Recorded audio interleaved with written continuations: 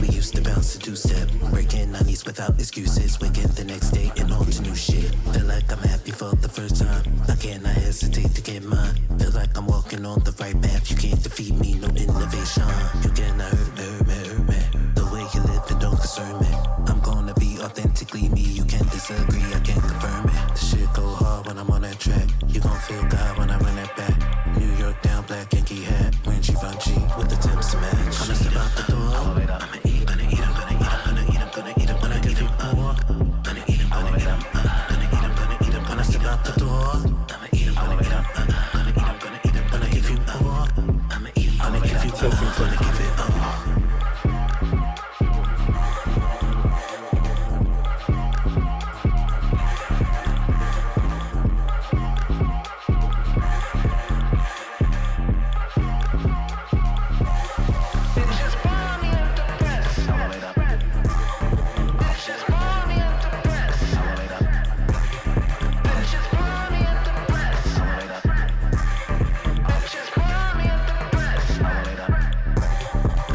Follow me, I am the conductor. Cross that line, you bound to get fucked up. Do re mi fa sol la ti come up. Pardon my French bitch, did I stutter? With a tongue like this, you bound to get dismissed. With a shoot if it fits. I got songs collected, rope produced directed. Body goes reflecting, it's so worth investing. Harder than erection, not what you're expecting. Tired of all the questions. A little bit of this, a little bit of that, a little bit of bass when you break your back. A little bit of smoke, a little bit of ass, a little bit of both when you play this track. Cause bitch, I'm bad. I'm just about the door. I'ma eat, gonna eat, I'm gonna eat, I'm gonna eat, I'm gonna eat, I'm gonna give you more.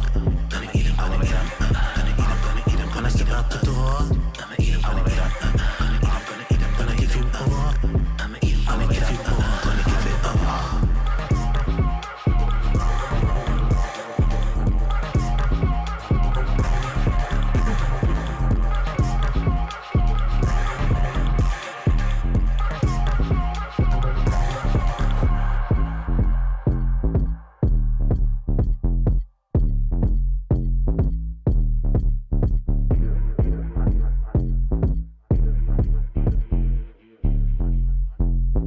Robbie Rush. Elevator.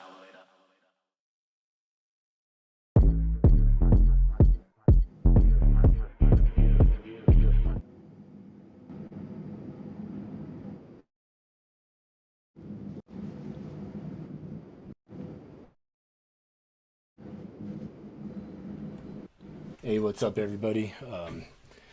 Abstract here. Got Robbie Rush on cam here. Yeah, we in the building. We in the building, metaphorically speaking. All right, so looks like we got 4 people in here right now, probably including myself, but I'm getting off of it on my phone because I don't like to do that. I have my questions written down on my phone.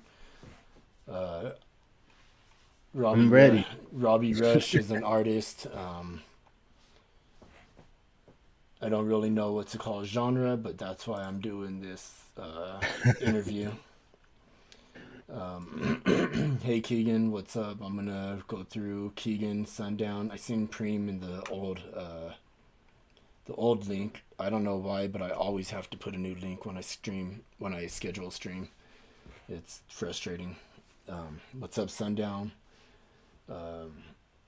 Okay, so we're gonna get started now. I linked Rob's bio site, which I never heard of, but it's kind of the same as a link tree. Hey, what's up, Seasonal? Sundown says he rushed to see this interview. That's cool. I feel like even though you're one of the quieter people in the community, you've made an impact by being part of the playlist. You do play, and I appreciate that. I do take people off the playlist every time. Like once a week, I'm looking through, and I'm like, "Well, you didn't play it, so you're off." So Yeah, nah, it makes sense. you're good. You play the playlist. I believe you're on the you spin it playlist on Twitter as well. Oh yeah. I'm part Okay. of that also. Yeah, I don't know Hmm. what playlist you're on because you're not on any of the ones that I play. Um, I'm on a few. I think about 13 or 14 different ones, but oh wow. yeah, it's kind of the song is kind of taking a life of its own a little bit, but I'm grateful for it. You feel me? So Yeah, I mean, it's a cool way to get your music in the algorithm because with that network, there's a lot of people that are streaming your music, whether they're actually listening to it or they're just streaming it on their computer while they're away from it. Your music's getting played and it's getting into the algorithm, which is a cool way. That's kind of what my um actually I the reason I even came up with my playlist because I do have another playlist under my account uh and it has like a bunch of the songs in the community, older songs, but it's yeah, it gets no plays. It has a few likes. But this way, so I learned this method from that you in it you spin it. Um, it was actually Junkie Overlord over what's his name? Junkie. I'm familiar with the person. Yeah, Yeah, is that his name? Junkie Overlord. I think Yeah, yeah, yeah. Overload, something like that. Yeah, so he put me onto to the playlist. So I decided to make the playlist, and then I invite people, and it's kind of the same rules. I'm not as strict as they are with the playing. Um, Yeah, I'm part of one of his playlists, and they're really strict on the proof. But I yeah, get it. I yeah, get it. I get it. It's hard out here for us indies because so many people is just pumping out nonsense, yeah, and yeah, everyone thinks they a rapper or a singer or artist, and it just makes it hard for the real talent to actually shine because we got Ice Spice on the mic. We got yeah, we for got all real, this for real. craziness. So it's like it's hard for the to see the little guy that's actually really killing it. So Yeah. Anyway, so I'm gonna start with some questions now. let's do Um, it. let me see how many people are here. It says two, but the show must go on regardless of how many people there are. Right. Thank you to people for showing up. And in reality, it's probably Keegan, Seasonal, and Sundown, which is cool. I'm sure Rich F. Primo will show up. He always does. Um, so my first question is, Rob, where are you from? Originally, I'm from New Jersey, but I was raised in North Carolina for most of my life, and yeah, I always did music. So when I got about 13, my mom knew I was real passionate about it, so she let me move back to my family in Jersey, Hmm. away from her, to pursue music. So ever since 13, I've been kind of on my own. Oh, really? Yeah, Yeah, that's cool. That was my next question. Actually, is how long you been making music for? Um, yeah, forever. I started really young, and this sounds really, stupid, but my first artist that really like opened my eyes and was like, "Oh my God, I want to do this," is Selena. And I oh, know that sounds like so ridiculous, but at the time I was just so obsessed, and I was just like that stardom, that amazement that her fans have her, yeah, like that's yeah. basically what I wanted. But yeah, I've done choirs, I've been in boy groups, and when I first moved to New York, I had a deal situation happening Hmm. with a boy group that didn't obviously work out. Uh, but yeah, I would say I've been doing it since I was about a teenager, about 14, 15. Okay, so you're talking boy group like a boy band like NSYNC or Yeah, those. yeah. Okay. Like one rapper, three singers, that type deal. Oh, that's cool. And yeah, no, it's not stupid. Selena's dope. I love Selena, man. Yeah. I grew up in. I mean, obviously, I was born in the '80s, so I grew up in the '90s, and I seen like, Selena, and I seen her making moves until she died, unfortunately. Right. Hey, what's up, Preem? Oh, you're good. You're good, Preem.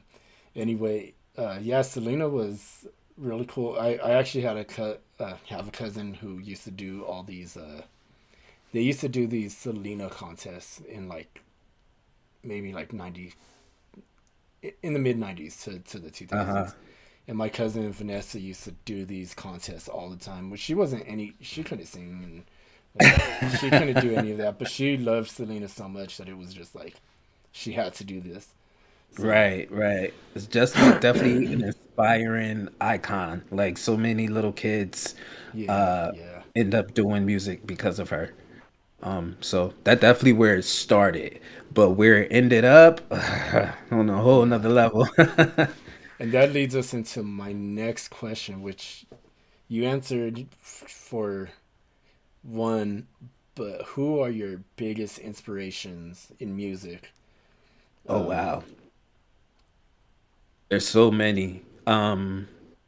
I'll go with who inspire my style. Mhm.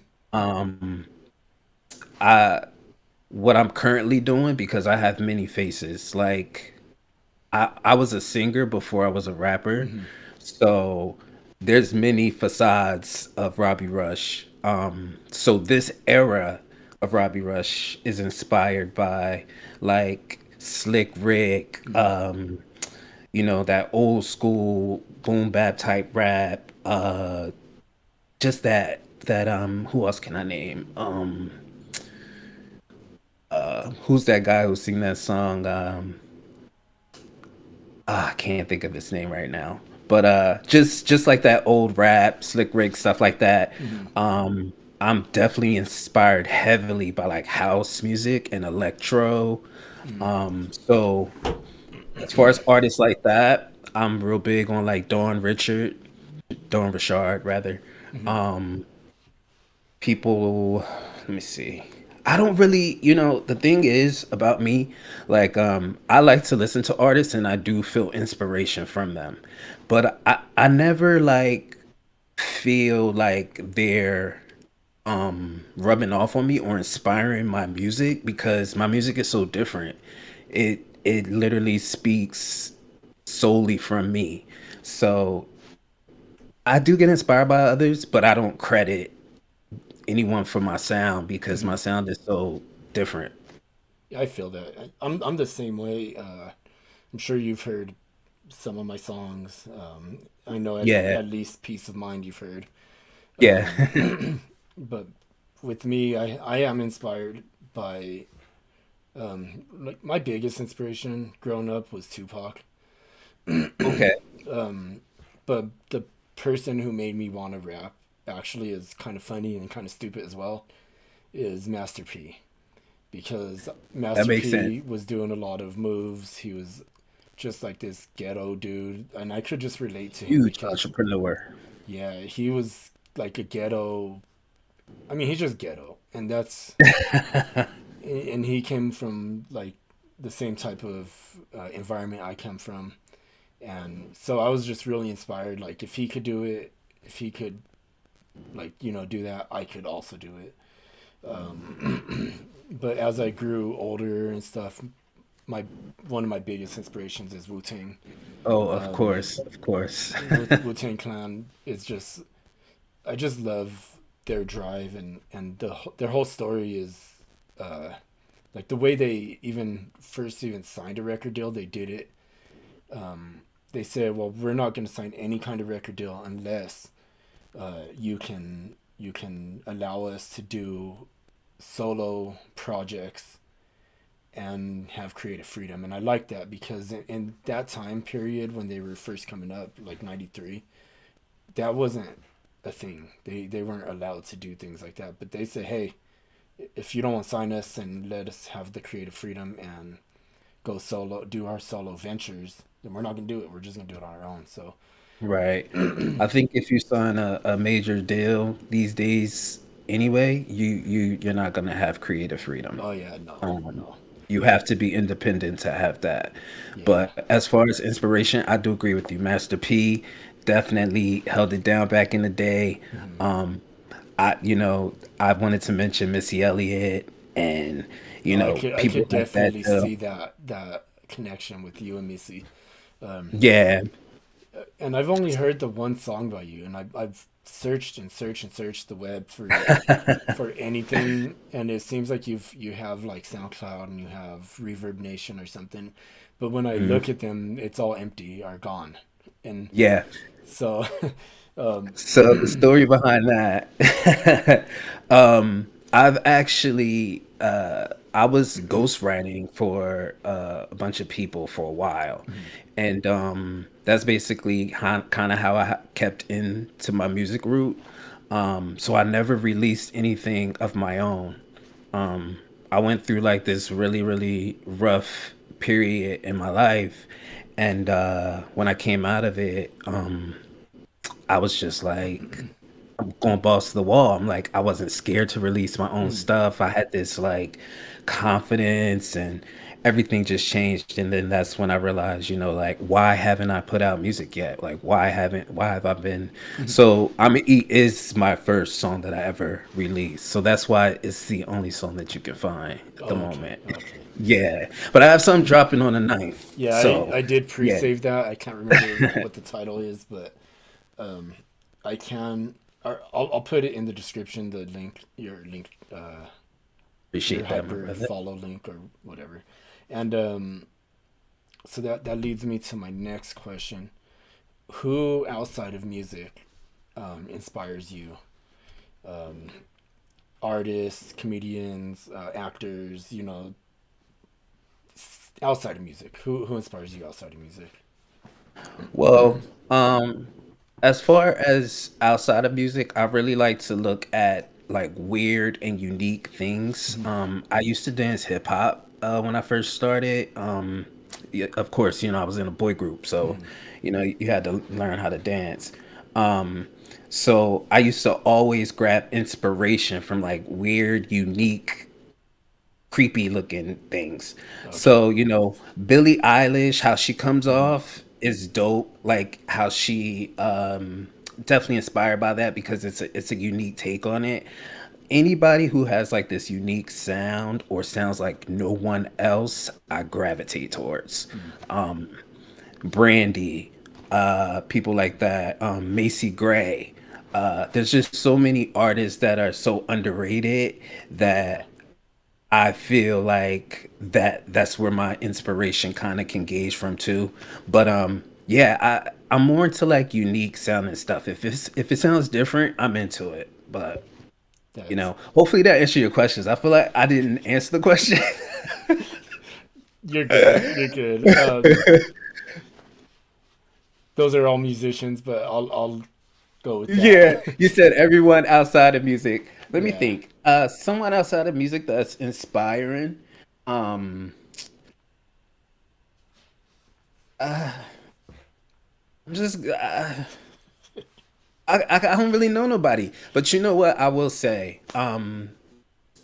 People who are inspiring outside of music is people who have overcome addiction and stuff like that. I'm inspired daily by like people who've gone through a lot, but you can't see it on their face. Yeah. I been through some things and I've been humbled. And the first half of my life, I was just so cocky and like nobody better than me and just thought of myself on this pedestal. But, shit happens and ooh, excuse my language. Life happens and things change. So I'm inspired by people like that. People who can beat drugs, people who can beat alcoholism, people who overcome being in a system, that those type of people inspire me. That's good to know. Something I don't think a lot of people in the community know about me is that I have actually overcome addiction. Um, I've been sober since 2007. Oh wow, Um, congrats. yeah, and I mean, sometimes I'll drink liquor, but that wasn't my addiction. Um, so I'm not going to say too much on the stream. But Yeah. if anyone wants to know, everyone knows they can uh, DM me or whatever. I talk to pretty much everybody. Uh, Right, right, right. I have overcome that. I've overcome being, poor, in homeless in certain situations in my life. When I was younger, my parents were split up, and I had a stepdad that wasn't so good, and we were homeless, and a lot of times foodless. So when I grew up, I was like, I'm gonna eat. That's awesome. That's awesome. But I Yeah. also like I vowed to not ever put my kids through anything that I had to go through as a kid. Right, right. I had to grow up really really fast. So when I was 12 years old, my mom had another kid, and I had a younger brother already, and then we end up with a sister that we end up taking care of. So Yeah. I've been I've been through a lot, and like knowing that that inspires you is really cool. Um, Don't you think that even you hearing your own story back, isn't that inspiring? oh Like yeah, you like overcame all this craziness and now look where you are. yeah, You're in a mental headspace where you can actually be happy. Um, that's what life is about. People yes, get so caught up in bills and popularity contests. Um, they forget that you have energy, you have a soul, you have something that you need to work on. You yep, can't yep. just you know float through life. But anyway, that's another tangent. I'm gonna end up going on. Oh no, So it's good. Within my community, well, I say my community because I started it, but it's every everybody's community that's part of it that is active. Um, I take mental health serious, and I know like everyone has something that holds them back with their mental health. yes, Me, it's anxiety, social anxiety, and some self doubt. I have some self doubt, and yeah. I'm sure I'm sure a lot of people deal with that. The way deal with it really is just I just tell myself like if I'm having a panic attack or something, I'll just say like what I'm panicking about isn't real. It's not going to kill me. It's not going to hurt me. Um, Even though my heart rate is like 140 right now. It's about to beat out my chest. But we mentioned this earlier off stream. Um, Anxiety and stuff like that.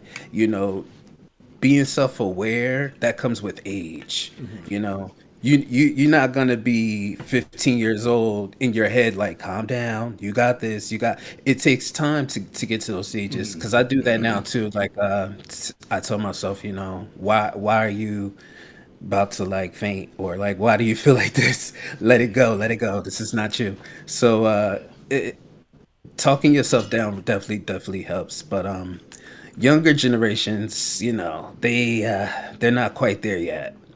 Yeah, and then the whole thing with the pandemic and Yeah. like these kids had to stay home and not be around other kids for like a year. It I mean, it threw them off. I mean, even my daughter, she's 12 and is like the same. Like it caused anxiety, and it's really unfortunate that it had to go down the way it did. Um, but yeah, I think that everything is getting a little better now. Um, all the kids are going back to school and everything like that. Everything has definitely gotten better. It's kind of even hard to believe that like that even happened in our lifetime. Yeah, Like thousands and thousands of people died. It's crazy. yeah.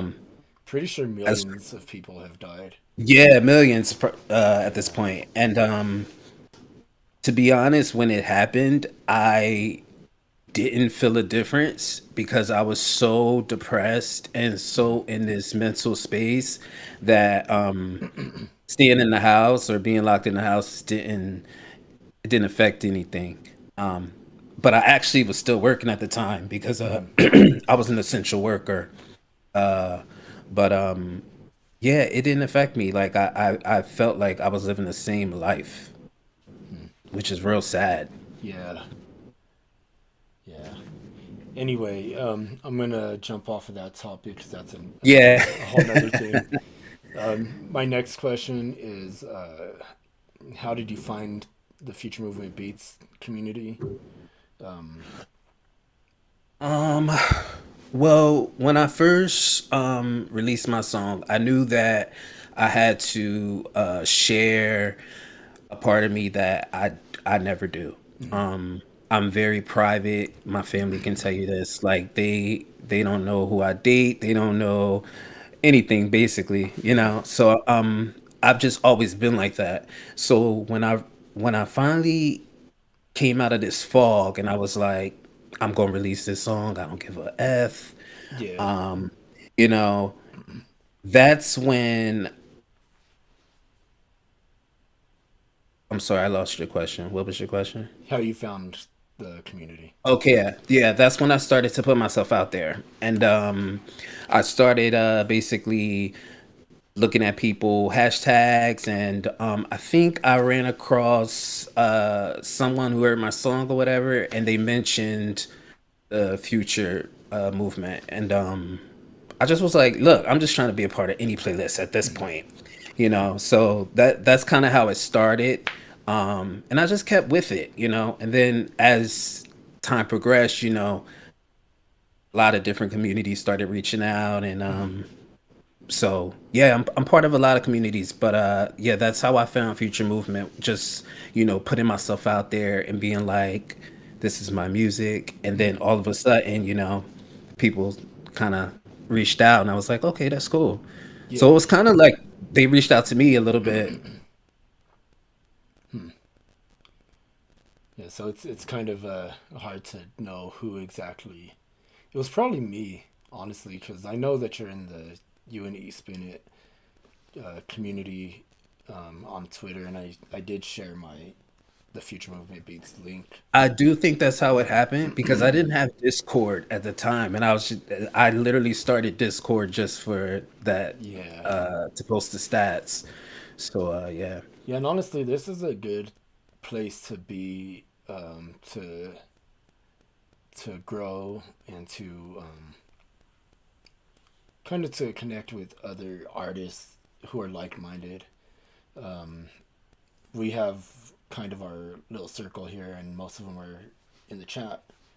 Um, and like Rich F. Preem, Keegan Clark, they show up every time I do a stream, no matter what it is. Um, Dope, dope. yeah, and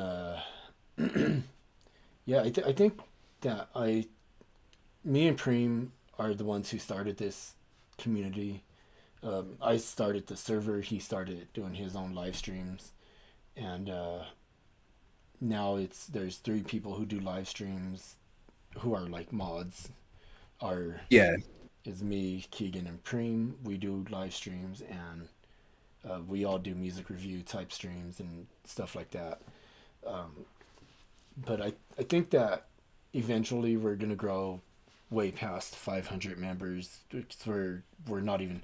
It keeps getting really close to that 500 mark that I set as a goal, but then it like goes yeah, down because people come in to post music for the live streams for music reviews, and then they leave.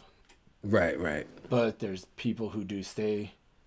Um, it's a good place to just to connect with people, and it's more of a real connection than a lot of Right. other the other communities out there. There's a lot of communities where there's a lot of people like Busy Work Beats. There's you know tens of thousands of people in that server, and it's hard to get a connection there. Yeah. I mean, I have gotten a few connections there. There's Stan, Rob Snow, Kamikaze Shots, or Ty Grail, as he goes by Okay. now. I found them on that server and invited them to my server, and they've been a pretty big part of the community since. Stan lives in Malaysia, so it's a little harder for him because he's like 14 hours ahead of me. Okay. Rob Snow, I don't know what he's up to, but he hasn't been around too much. Um, but let's see, what did Yeah, I mean the community, the movement has been great to me. I think I follow some of you guys on Twitter, so it's pretty cool. I've never really shared my music, my personal music. So me being able to connect with people and being like, "Oh, your song is dope. I just checked it out," or yeah, actually giving that person, a little play because it's so hard to get people to listen to your music these days.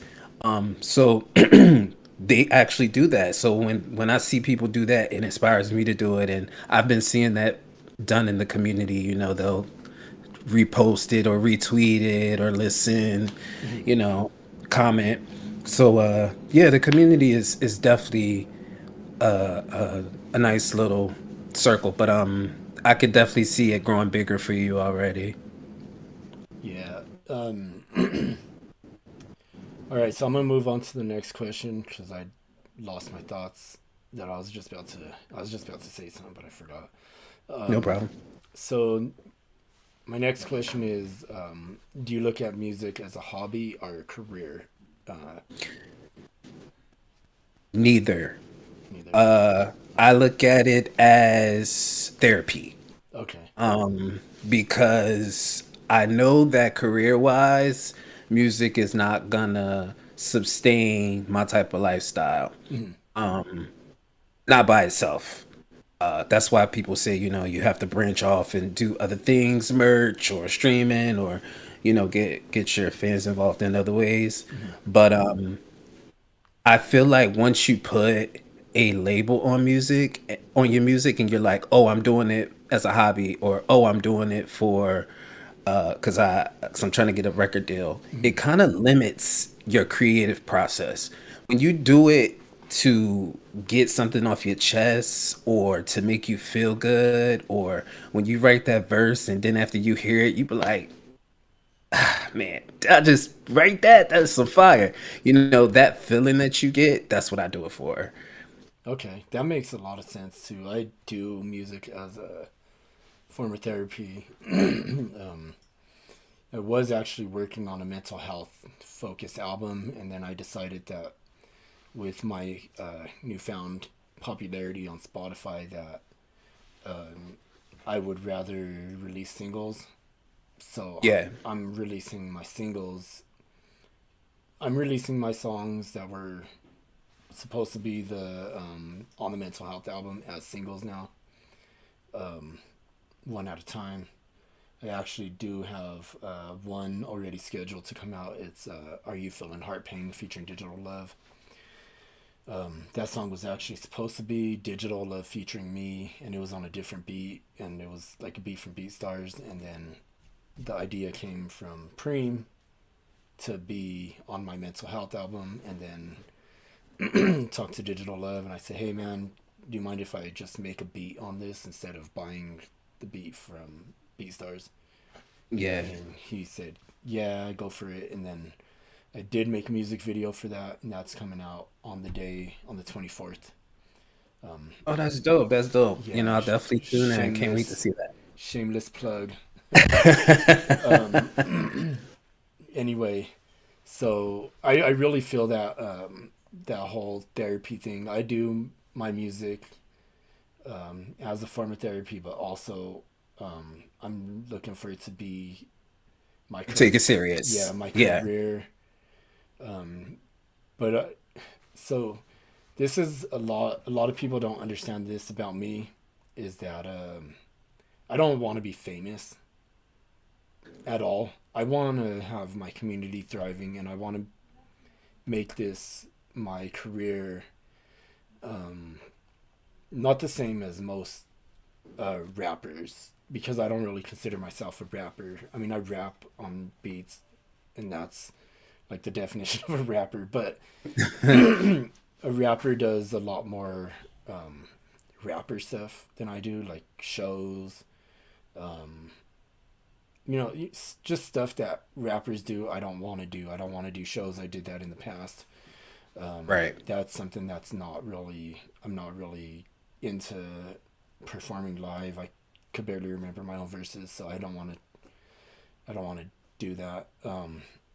That's the thing. There's many different types of artists. You Mhm. don't have to be a performer. You don't have to perform to get your stuff out there. I mean, you got people doing TikToks making millions, just behind a camera. Some people don't even show their face on YouTube and they Yeah, have millions of subscribers. So there's all different types of avenues you can take as far as not being famous. But I totally agree with you on that mhm, because I don't want to be famous either. Because I feel like people don't know how to separate the art from the artist.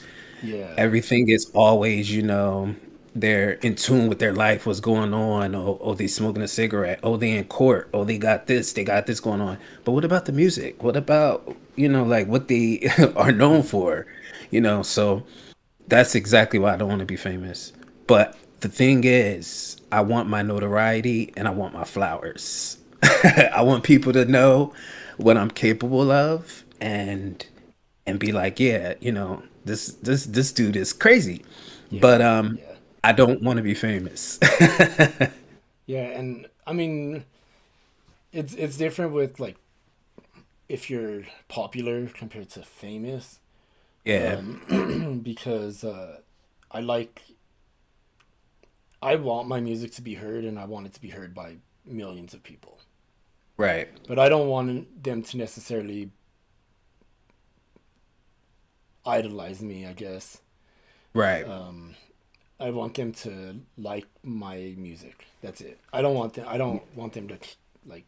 I mean, I do a lot of like this promotion type stuff, and I do live streams, and but it's all for building my community. I want to get an organic community going, kind of like how Right. I have now.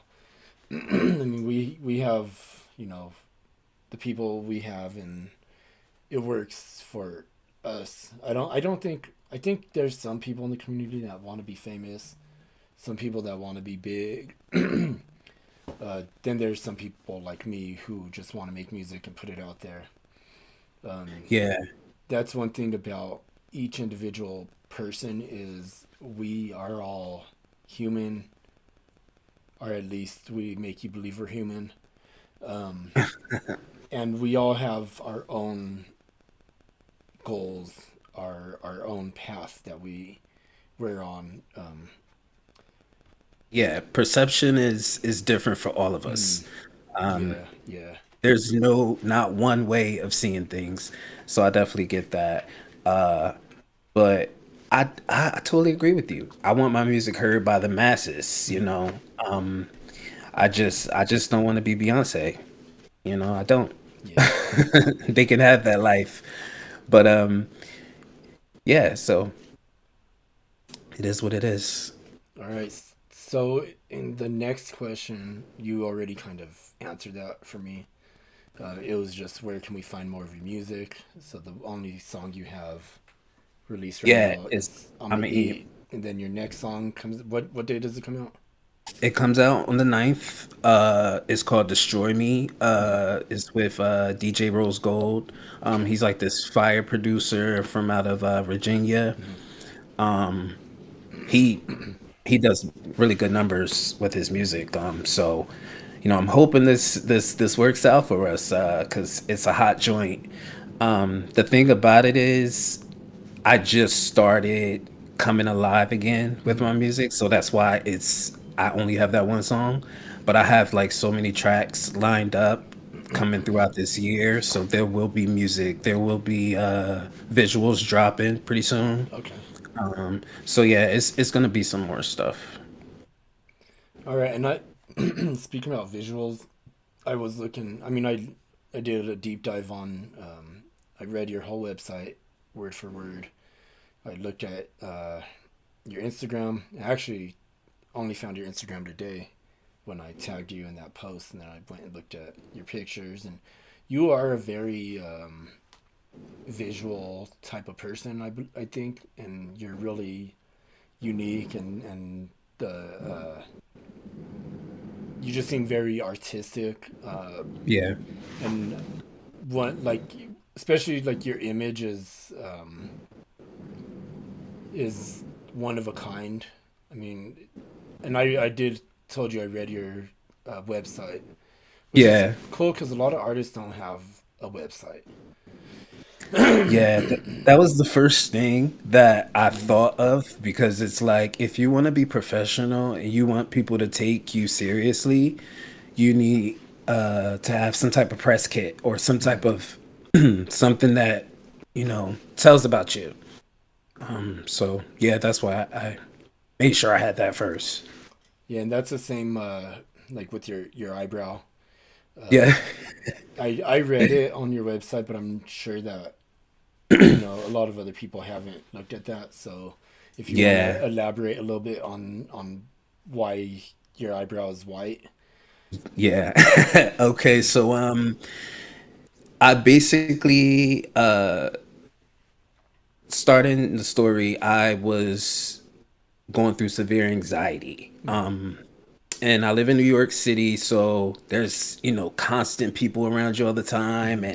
mm, So my anxiety was like really, really bad. So I was self-medicating by drinking to bring my anxiety down. mm, And then it became a problem after a while. I needed it to function.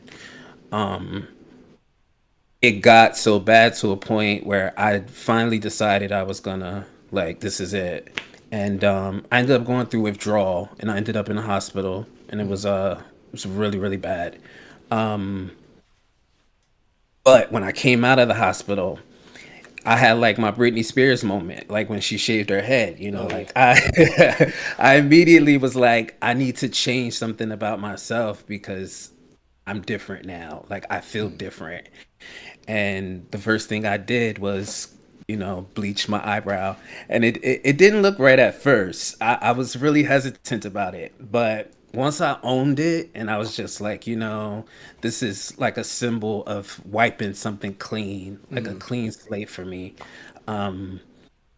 It just made me more confident about it. And something about a confident person, people find very attractive for some reason.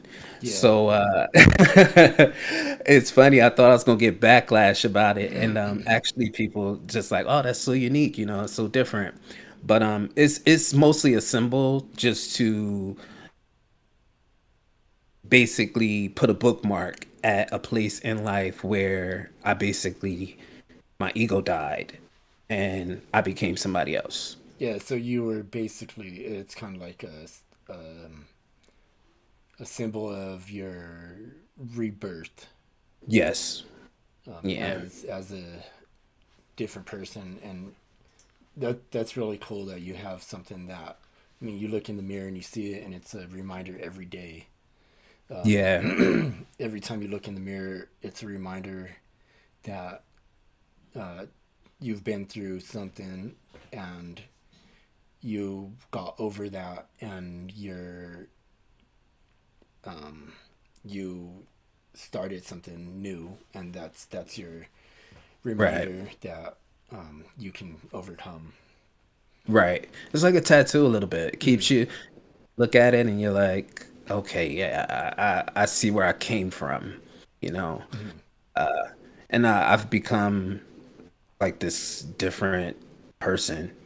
So when that happened, when I bleached my eyebrow, I would literally say 2 days after that, I started treating my anxiety and my depression and everything as I was, withdrawing. mm, And music just came back to me. It rushed back to me like it never left. And I mm. just started writing and writing and writing. And I'ma Eat was the first song that basically I wrote. and it basically tells that same story. You know, it's that story of you know, that self doubt, that Mhm. self, you know, not looking at yourself in a better light, always looking at the glass half empty. Mhm. So it's the song was supposed to be like an empowering song, you know, because once I came out of that fog, I was like, yo, I'm the shit. Like, you know, let's write a song about me being the best, you know. Yeah. So that's basically how that spawned out. Yeah, and I love the song, and I love the production. I love the mix on it. I love the message. I especially love the part where you say "bitch did us da da da da da da." That shit. I mean, that whole. It's just the song is so creative, and that's the reason why I wanted to interview you, because I was listening to the song and I'm like, I want to check this dude out and see what he beyond one song. Yeah. And What's funny about that song though is that I was so determined Mhm. to use the community to because I was like, you know, I've been down the road of messing with execs and labels and all of that stuff. I was like, I'm gonna go on Fiverr. I'm gonna find me a mixer. Mhm. So I did it that way. And Mhm. the guy who ended up mixing my song, he's like in Austria. Oh, And yeah, so now he mixes all my things, all my music that I send to him. So everything about that song is sourced out. I had it mastered from a guy who is a signed BMI producer who lives in Switzerland. He mastered the song for me. So okay. everything is just bounced around. So it's like this big collaboration, you know. So that's how that song came out so good. I love it. But, you know, I got some more heat coming. So All right, and that leads me to the next question. I think you kind of just answered this, but do you produce your own tracks? Do you make beats? I used to. When I first started out, I was doing my own tracks. I will commend anyone who does that. That is very Mhm. time consuming and you know, it takes a lot. But Yeah. no, I do not do my own tracks, not anymore. I actually went to school for engineering, Mhm. so I do know how to mix. I don't even mix my own tracks because I feel like you need an outside ear to Mhm. do it. You need someone that's not you to to to put their spin on it. So yeah, I don't mix my own tracks or Okay. produce my beats, but I do produce all the vocals.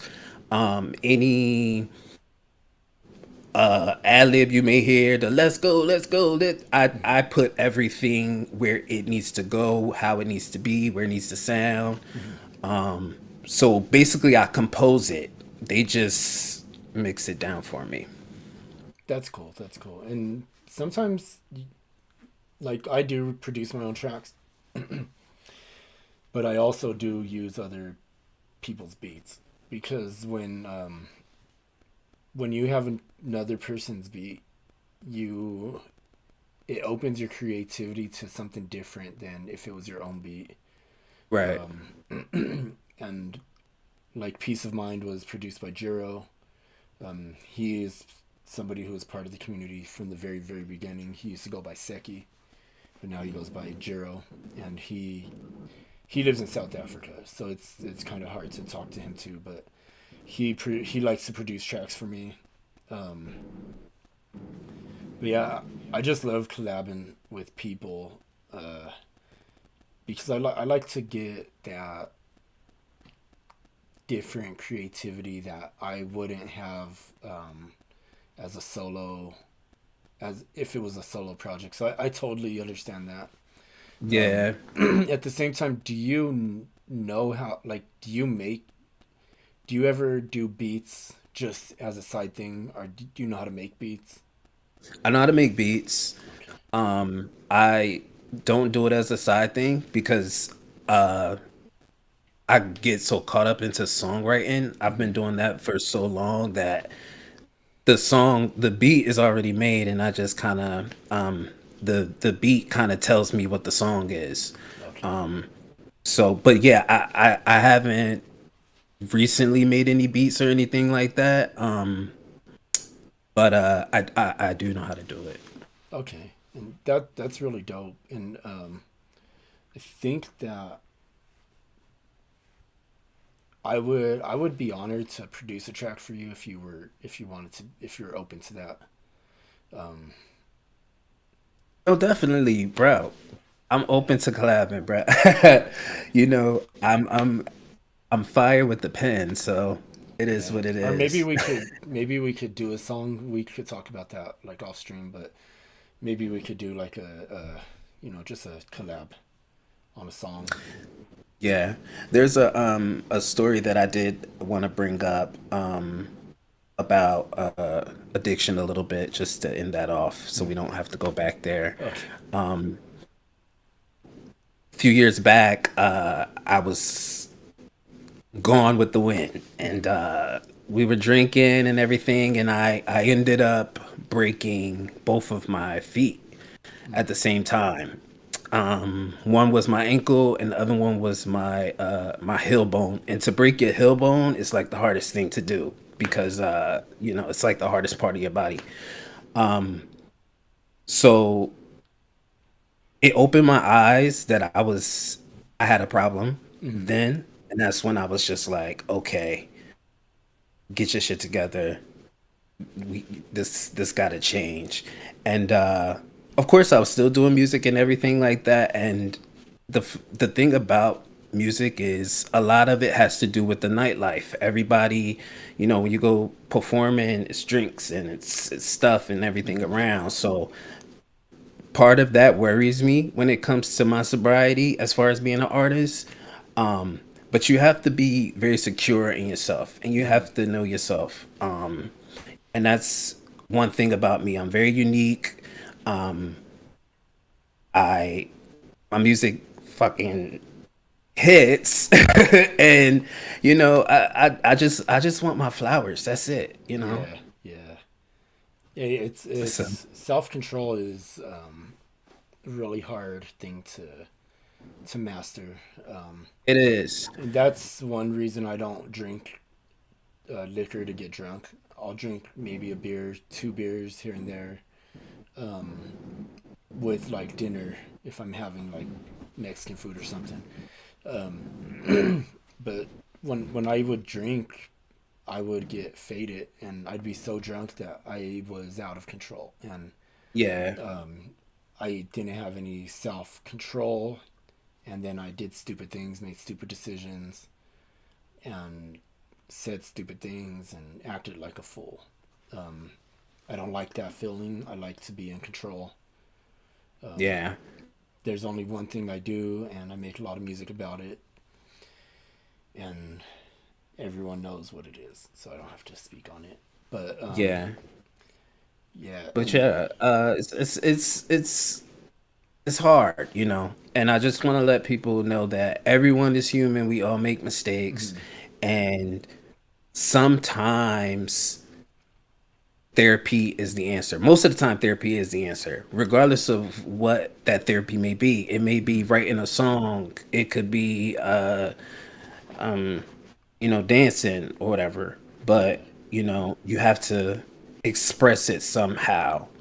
And this is just my way of expressing it. So, and I've been receiving a lot of good feedback, and so everything's been good. yeah, Keegan, you're funny. Um, I actually can't see the chat, so oh, he just says a certain green plant he was talking about. He was talking about what I said. Um, uh, anyway, so that's gonna lead me to my next question. Is what do you feel like you could improve on, whether it's your art or anything? Just what do you feel like you can improve on? as far as my music go, I don't really feel like the word improvement is the Hmm. word. It's more so expansion. Okay. I feel like I can expand more on things. I used to sing, so I definitely am going to incorporate that more into some of my stuff. And my rap style is kind of like a weird type of rap. It's not rappy, but it's is. But Hmm. so I got like a little flow. So I tap into those type of things. Um, I lost your question. I'm sorry. What was your It question? was, what do you feel like you can improve on? Okay. Yeah, as far as that, that's for music wise, I can expand more. I could Hmm. bring more of my other talents in. As far as personal self awareness, Hmm. I'm learning to take a look back, look at myself, and look at the situation. Somebody told me something that I go by every day now, to practice not reacting. When you practice not reacting, you won't have that anxiety. You won't have that angst because you're not giving it the energy. Hmm. You're not acknowledging it. So I want to grow more personally that way as far as Hmm. self-awareness, just being a better person. We all could be better people. It's Yeah. funny, I'm a tell a quick story. A lot of people think that white people are racist, and races come in all different types of shades and Hmm. colors, all types. I was literally on the bus the other day and I heard this African American lady tell this Dominican lady, you don't got no manners. You came straight off the banana boat, and you Yeah. don't. It was craziness, and I'm just like, it's crazy how people got so caught up in this matrix world of paying bills and being depressed, and they don't even realize that they hurt people by their words or things that they say, Hmm. or it's just ways of not reacting that can make things better. So I hope that answered the question. I'm terrible. Oh no, you're good. Damn it, losing my voice here. Sorry about that, everybody. But yeah, it's about being a better me. To be honest, I've been watching a lot of NDE stuff, and Hmm. that stands for near death experience. Okay. And that's only because when they get to that point of leaving everything behind, they realize that nothing physical matters. Hmm. And when you get that type of message into your head, you start to be happy. You start to learn how to be happy because it's hot outside. It's nice. The weather is nice. I'm happy. Things like that happen for you because you you're not in that matrix type of thinking. But yeah, Yeah, that makes sense to the whole physical items aspect, because we all, as humans, we want things, yeah, and we want nice cars, and we want jewelry, and we want, we like to have physical things, which then disconnects us from the earth. It disconnects us from our spirituality. right. And I think that a lot of people, including myself, do fall for the whole, like, wanting things. Like, Yeah, I've it's I human nature. I definitely. I mean, I have a lot of stuff, and when I get the chance, I'm like, I'm gonna go buy a 55-inch TV because I can, or Yeah, I mean, an look, if it makes you happy, an Xbox. This thing sits here. I don't even play it. I bought it. I played it for a few months, and it just takes too much time for me to. Yeah. I mean, if I have time to do that, I have time to not do that instead and make a song. Right. Because that's going to take me 4 or 5 hours to play a video game when I could just make a full song in 4 or 5 hours. Exactly. I think once I had my last bout of the hospital stint, um, I changed everything. Like I didn't watch the same TV shows. I wasn't I changed all my friends. I changed everything around me because I wanted to be productive and I wanted my music to come out. Um, and as long as I've been doing music, it's funny. I just had a friend pass away maybe like a year ago, and we were close because we both moved to big cities to do our thing. He moved to California, I moved to New York, Mm-hmm. and he ended up passing away. And the only thing that I could hear in my head is, you call yourself a musician, but you don't have no music out. Mm-hmm. You don't have like nothing on no videos, no singing, no nothing. Is that And something your friend would tell you?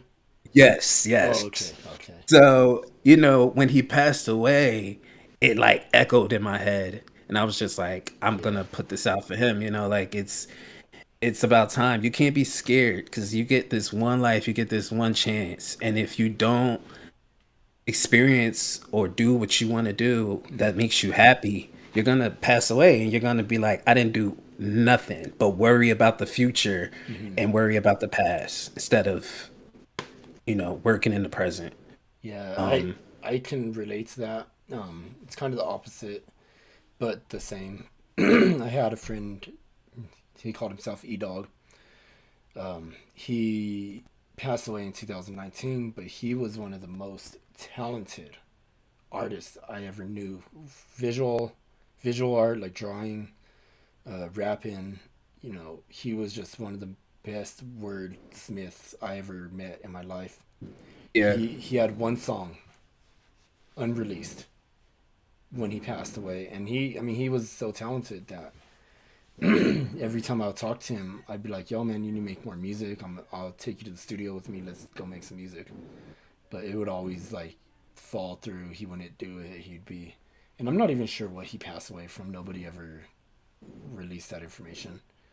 yeah, Um, but man, I feel that because it's like if you're if you waste your life and then die with nothing to show, I mean, it's just like a waste. right. And I guarantee you, he probably wanted to make more music or put music out there. And, Mm. so I don't want those regrets. Yeah, So same. let's put this music out. Let's network. Let's, do what we got to do. Because you get this one shot, and it's Yeah. over like that. And I don't know if anybody else has been noticing, but over the past couple of years, time has been going by faster, Oh yeah. and it's like shooting by.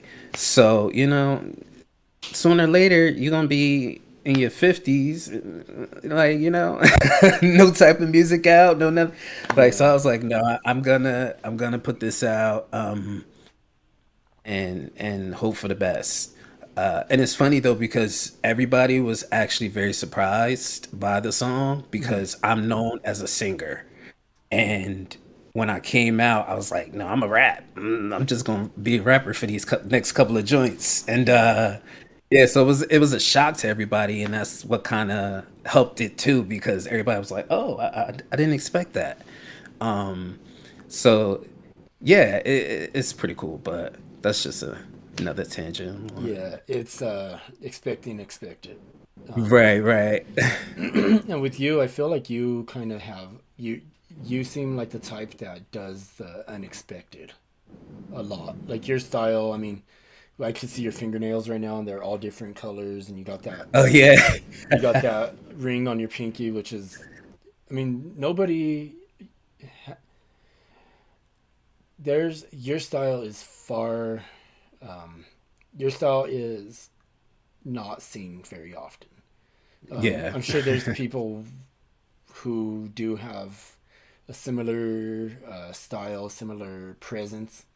But yours, it really stands out, and that leads me to my next question.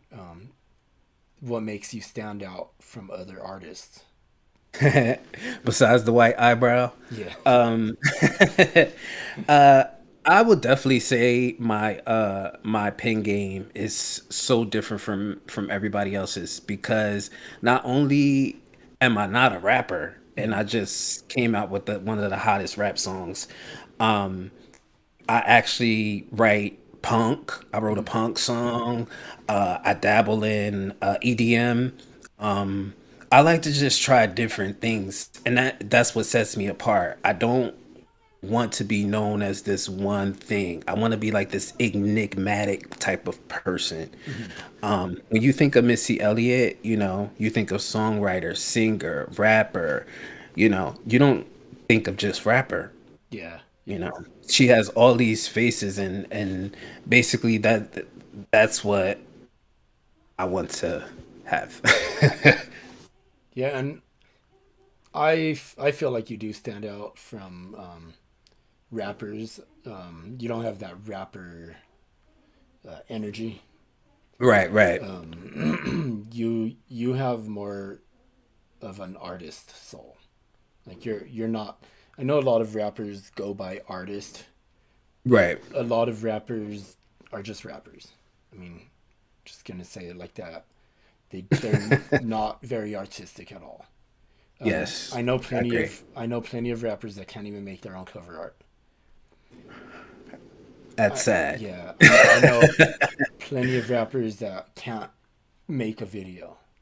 They can't. I mean, it's hard for me to. Video editing is a hard thing anyway. But Yeah, if you put your time into it and you do research and you learn how to do it, it becomes easy. I feel like you are kind of that type of person that your art is beyond music. Do you do like visual art? Do you draw or anything? I Paint? do. I do draw, uh, paint a little bit. Um, Mostly, the songwriting is what I consider my art. Is like your strong suit. Yeah, that's my strong suit. Which and every artist does have that strong suit. Like with me, I am all of the above. I do I do the songwriting, I do the producing, mixing, mastering, cover art, videos, anything that an artist does, I pretty much do. I don't really paint much. I've painted a few things in my life, but I don't really like painting too much. I Yeah, guess it's not really like I don't really like coloring unless it's digitally. I that just makes sense. yeah, I just can't get the colors right. Like this piece here, I did this. Oh, okay, that's dope. That's my album cover art for Abstract Noise, the first Abstract Noise. But that ended up being on an album, so that cover art's not the cover art. But Tapestry is that's the art. That's my own art. I did that digitally. I used Dope. yeah. Well, I did it on paper actually first. I don't have my sketchbook that I did it on, but oh, I did it. Oh no, this is not it. I did it on paper, and then I was like, I want to paint this in on a canvas, and then like I said, I don't really dig painting too much, so I was like, maybe I'm gonna render it into digital art. Yeah, So I took a picture of it. I put it on Ibis Paint, which is the program I use to make all my art. And then I put it on Procreate, and then I did like the painting, and you could see like the different the different textures and stuff, and the yeah, like the shading and all the different that's textures. dope. I couldn't do And it. then not too long ago, I found this company that makes these tapestries. So I just sent them the picture, and they sent me this. So it came out really good, and I think that'll be probably the merch that I Smart. Yeah, so I could do Yeah. it as like a drop ship, and I could do my album cover art or your album cover art. You just gotta send me the picture. And I do have like my website is up and live, but it's a services website, and I'm trying to make uh, a living off of that. The services are like producing tracks for you, doing album cover art, mixing and mastering. Those are going to be my three main services, and then I'll add like my merch, which will be tapestries or maybe even T-shirts. I'm not sure about like T-shirts, but That's dope. See, yeah, you have to have those different avenues type yeah, thing. And as tapping back in on the uniqueness question, mm, in New York City, I'm not unique. Not at all. You know, you see all types of stuff out here. I actually fit in as being regular and normal, but people look at me and they like, "Oh, you're some type of artist, you're some type of something." hmm, But up here in New York City, everybody is something. Everybody is a dancer, mm, actor, singer, something like that. So there's a lot of odd looking people in New York City. So I don't really stand out here. But yeah, as and far as presenting myself and my music, no rapper is doing what I'm doing. yeah, and I don't think you're necessarily odd looking. You do have a unique style to.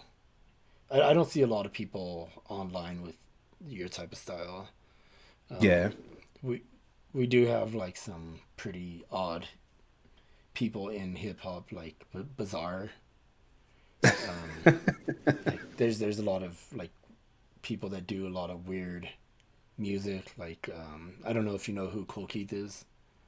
Cool Keith. The name sounds very familiar. Yeah, he's just a rapper from back in the day, but he also had an alter ego named Doctor Octagon, and Okay. he's very unique with his music. I don't really know what he looks like. I can't think of what he looks like off the top of my head, but he has a song called Blue Flowers, and that song is so unique and crazy. And I think that's kind of when I look at you and like hear your music, I feel like it's on that realm of like Dr. Octopus. What was it? Dr. Octopus? no, Doctor Octagon. Octagon. My Yeah, bad. same like I know you know I have to who. check them out. Pretty sure you know who MF Doom is. Hmm. Everyone knows MF Doom, of course. Yeah. No, I'll definitely have to check this Preem, guy out. I love unique. Preem says I'm pretty odd looking for a 14-year-old. It's funny. I'm not gonna He'll grow say into it. I'm not gonna say how old Preem is, but he is not 14. Okay. I'll let him disclose his own age for real. But yeah. Anyway, I'm gonna go to the next question. What do you consider your biggest accomplishment as an artist? Mm. Um, as an artist, I don't think I've had my biggest accomplishment yet, but I've done some things. I've opened up for a couple of acts. Mhm. Biggest accomplishment though, I would have to say, is probably getting to work with like an industry music exec producer Mhm. to actually give me feedback on my image and my style and my stuff like that because a lot of people don't get to get that, they kind of Mhm. just present themselves as they are, or it is what it is. But I had that opportunity to actually sing for. Do you remember Joe? The singer? Yeah, Is it I don't want to be a player no more? Is that the yeah, guy? he sung that. Yeah, Yeah, he sung yeah, that. yeah. I remember. I sung for him. Lorianne Gibson, making the band back in the day. I was on that. Oh, Uh, I've I did X Factor at one time and point. Yeah, there's been a lot of things I've done, but I don't. I don't look at them as accomplishments because they haven't gotten me where I want to be. Mm. So that accomplishment haven't hasn't happened yet. But I have done a bunch of So little. they're all like all the things that you have accomplished in the past are all stepping stones to Yeah, where you feel like you want to be as an artist. Um, yeah, that's cool. That makes sense. yeah. I wish I was more knowledgeable back then Hmm. because I remember I had a meeting with Swisher House, and I don't know if you remember who that is, Hmm. but Mike Jones and all of those people was out back then. So they had me perform for them to see if they wanted to sign me to their label and stuff. So there was a lot of stuff that was going on and happening, but Hmm. I was so young minded that I didn't look at it seriously. I didn't Hmm. take it seriously. I was just like, oh, okay, they want me to, sing real quick, or they want me to. It didn't really like register to me. But now that I'm older, I think about that, how that could have been a networking opportunity. Hmm. We have to look at things a little different and take our music serious, especially if we want to be seen. Yeah. When I dropped my single "I'ma Eat," I went to work and I told some of my coworkers and stuff, and none of them had no idea that I was a musician. They all was like, "You don't talk about it. You don't." I'm like, "Look at me, bro. Do I look normal?" Yeah. I definitely look like somebody who does something, but you have to let people know, this is my craft. This is what Yeah. I do, and I take it seriously. It's the That's why I same. get pissed off.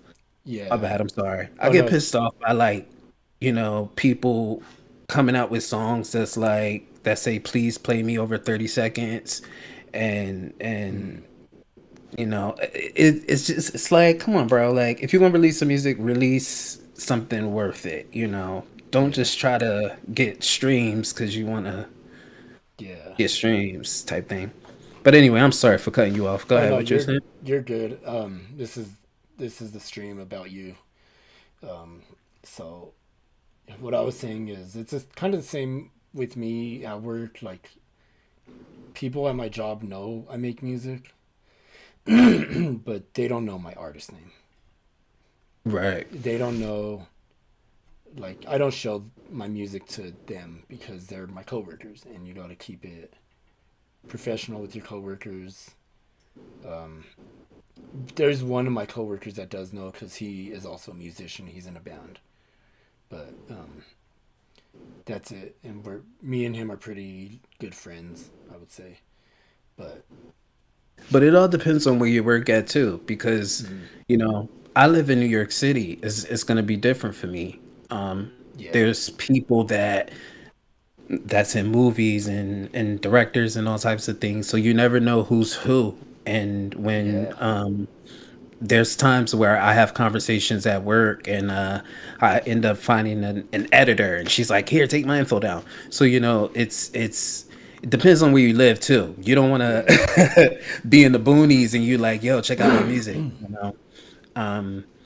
But here it's a little bit more accepted because you never know what somebody does. So people are open to hearing what you got going, what project you're doing, or mm, if you're doing music. But to me, I was so like sheltered about it. I didn't want it to be judged yet. mm, So I didn't tell anybody. I was just like, when it drop, you'll know. I'll tell you when it come out. yeah, I didn't let the producer even hear the song until I released it. mm, So that was different too. It's a lot. So it takes time with being open and being an artist and like you said, you don't want that. Some people don't want to perform or tell people about their artistry at work. yeah, yeah, yeah. And with I me, mean, it's been this whole like the people I know in person. It's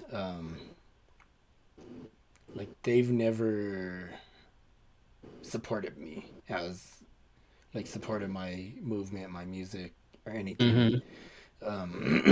Everyone that I like, my whole support circle is people I've never met in person. Right. I almost said in real life, but I don't like saying that because the thing about in real life is that we're living life for real, and if I know you online, that doesn't mean I don't know you in real life. Right. Right. That Right. means that I don't know you in person. I've never met you in person. Right. So I never say in real life because it's just so weird to me. It's like, No, I totally agree with that though. I honestly feel like um a lot of the time it's family too. You mm, know, they don't support you. They yeah, don't play your songs. They don't, you know, bump you like that. So it's like why even bother with that? yeah, Um yeah. And I so I made music with my brother years and years ago. And um, if you want to check it out on the Throwbacks, that's my album with my songs that I recorded from 2002 to 2016. Those are all like kind of my. It's kind of like my Nas mixed, my Nas lost tapes type of. yeah. So it was something I had all these songs on a hard drive on an old computer, and I couldn't get on that computer. Then one day I was like, I'm gonna just fucking set it up by the TV where my router is, and I'm gonna get on it. I'm gonna get it, and I'm gonna plug my router into my computer, and I'm gonna get on there, and I'm going to get all these songs. And it took me like 4 or 5 hours to do because the computer was just so jacked up. Um, It's crazy. I come to believe that every musician has a computer with a whole bunch of songs on it now. Cause yeah, I have a computer too, bro. I cannot for the life of me. I'm like, I'm gonna have to take it to get the thing taken out. They're gonna have to for me to get the files because the computer is super old. So yeah, and I do have the hard drive, and I bought this little plug that I could plug in and do it on my new computer, but it doesn't read it. that sucks. So I just sent the plug back. So it's not gonna work. But yeah, so if you do want to check that out, the throwbacks, Yeah, no, definitely. I'll definitely check it out. my brother's on a few of the songs. He's MC or no Ekniv the Great. That's what he goes by as an artist. But he doesn't do music anymore, so he doesn't check my music out. He doesn't check out my live streams. I see him like check out my stories on Instagram, but he don't like them or share them or anything.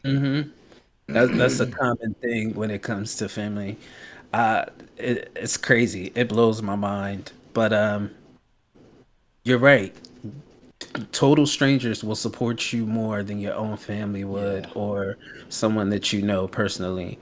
Um, so yeah, it's definitely good to network and have those not people that you haven't met for real in your life because they're the ones who are actually playing your song and yeah. playlisting it and stuff. So Yeah, and the one person that has been my biggest supporter is Rich F. Preem, and I just always want to thank you for being a supporter of mine and for motivating me. Even on any song that I've been on with Preem, it's been except for Blazing Quarter Pounds. That one I sent him the verse. I sent him the song with the verse or two verses, and then he did his two verses, and that's the only song that he hasn't done the verse first. Everything else that we're on together, he's done the verse first, and he's motivated me or inspired me. So Preem, thank you for that. that's dope. And yeah, cause so I when I make my songs, like I kind of have no plan, no idea what I'm gonna do. I'm never like if I sometimes I'll start a song from scratch, like I'll make a beat, write a song, record it, and like I do that all like in one day. A few like maybe 2 or 3 hours. That's how long it usually takes me to make a song, mix it, and master it. About maybe 4 hours tops. Oh wow, So I that's good time. yeah when I do it, it's I don't ever have a plan. I don't have any expectations on it. I just go for it. I don't like when I open the my DAW and I open my like create a new track. I kind of do a random number for the tempo.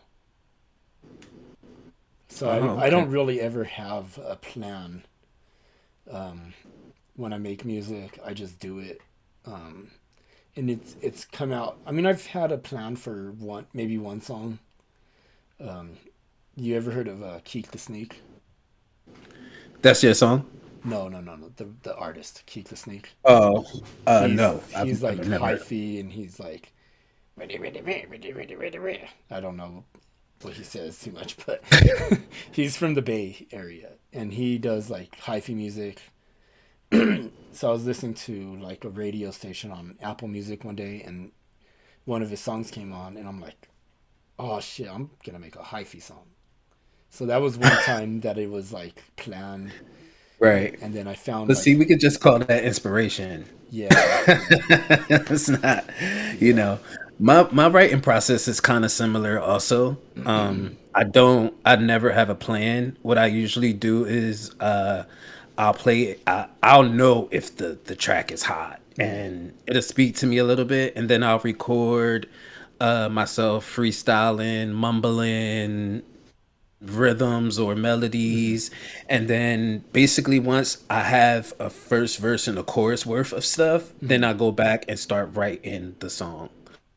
And then I end up changing certain melodies to fit, or however. That's kind of how I get things done.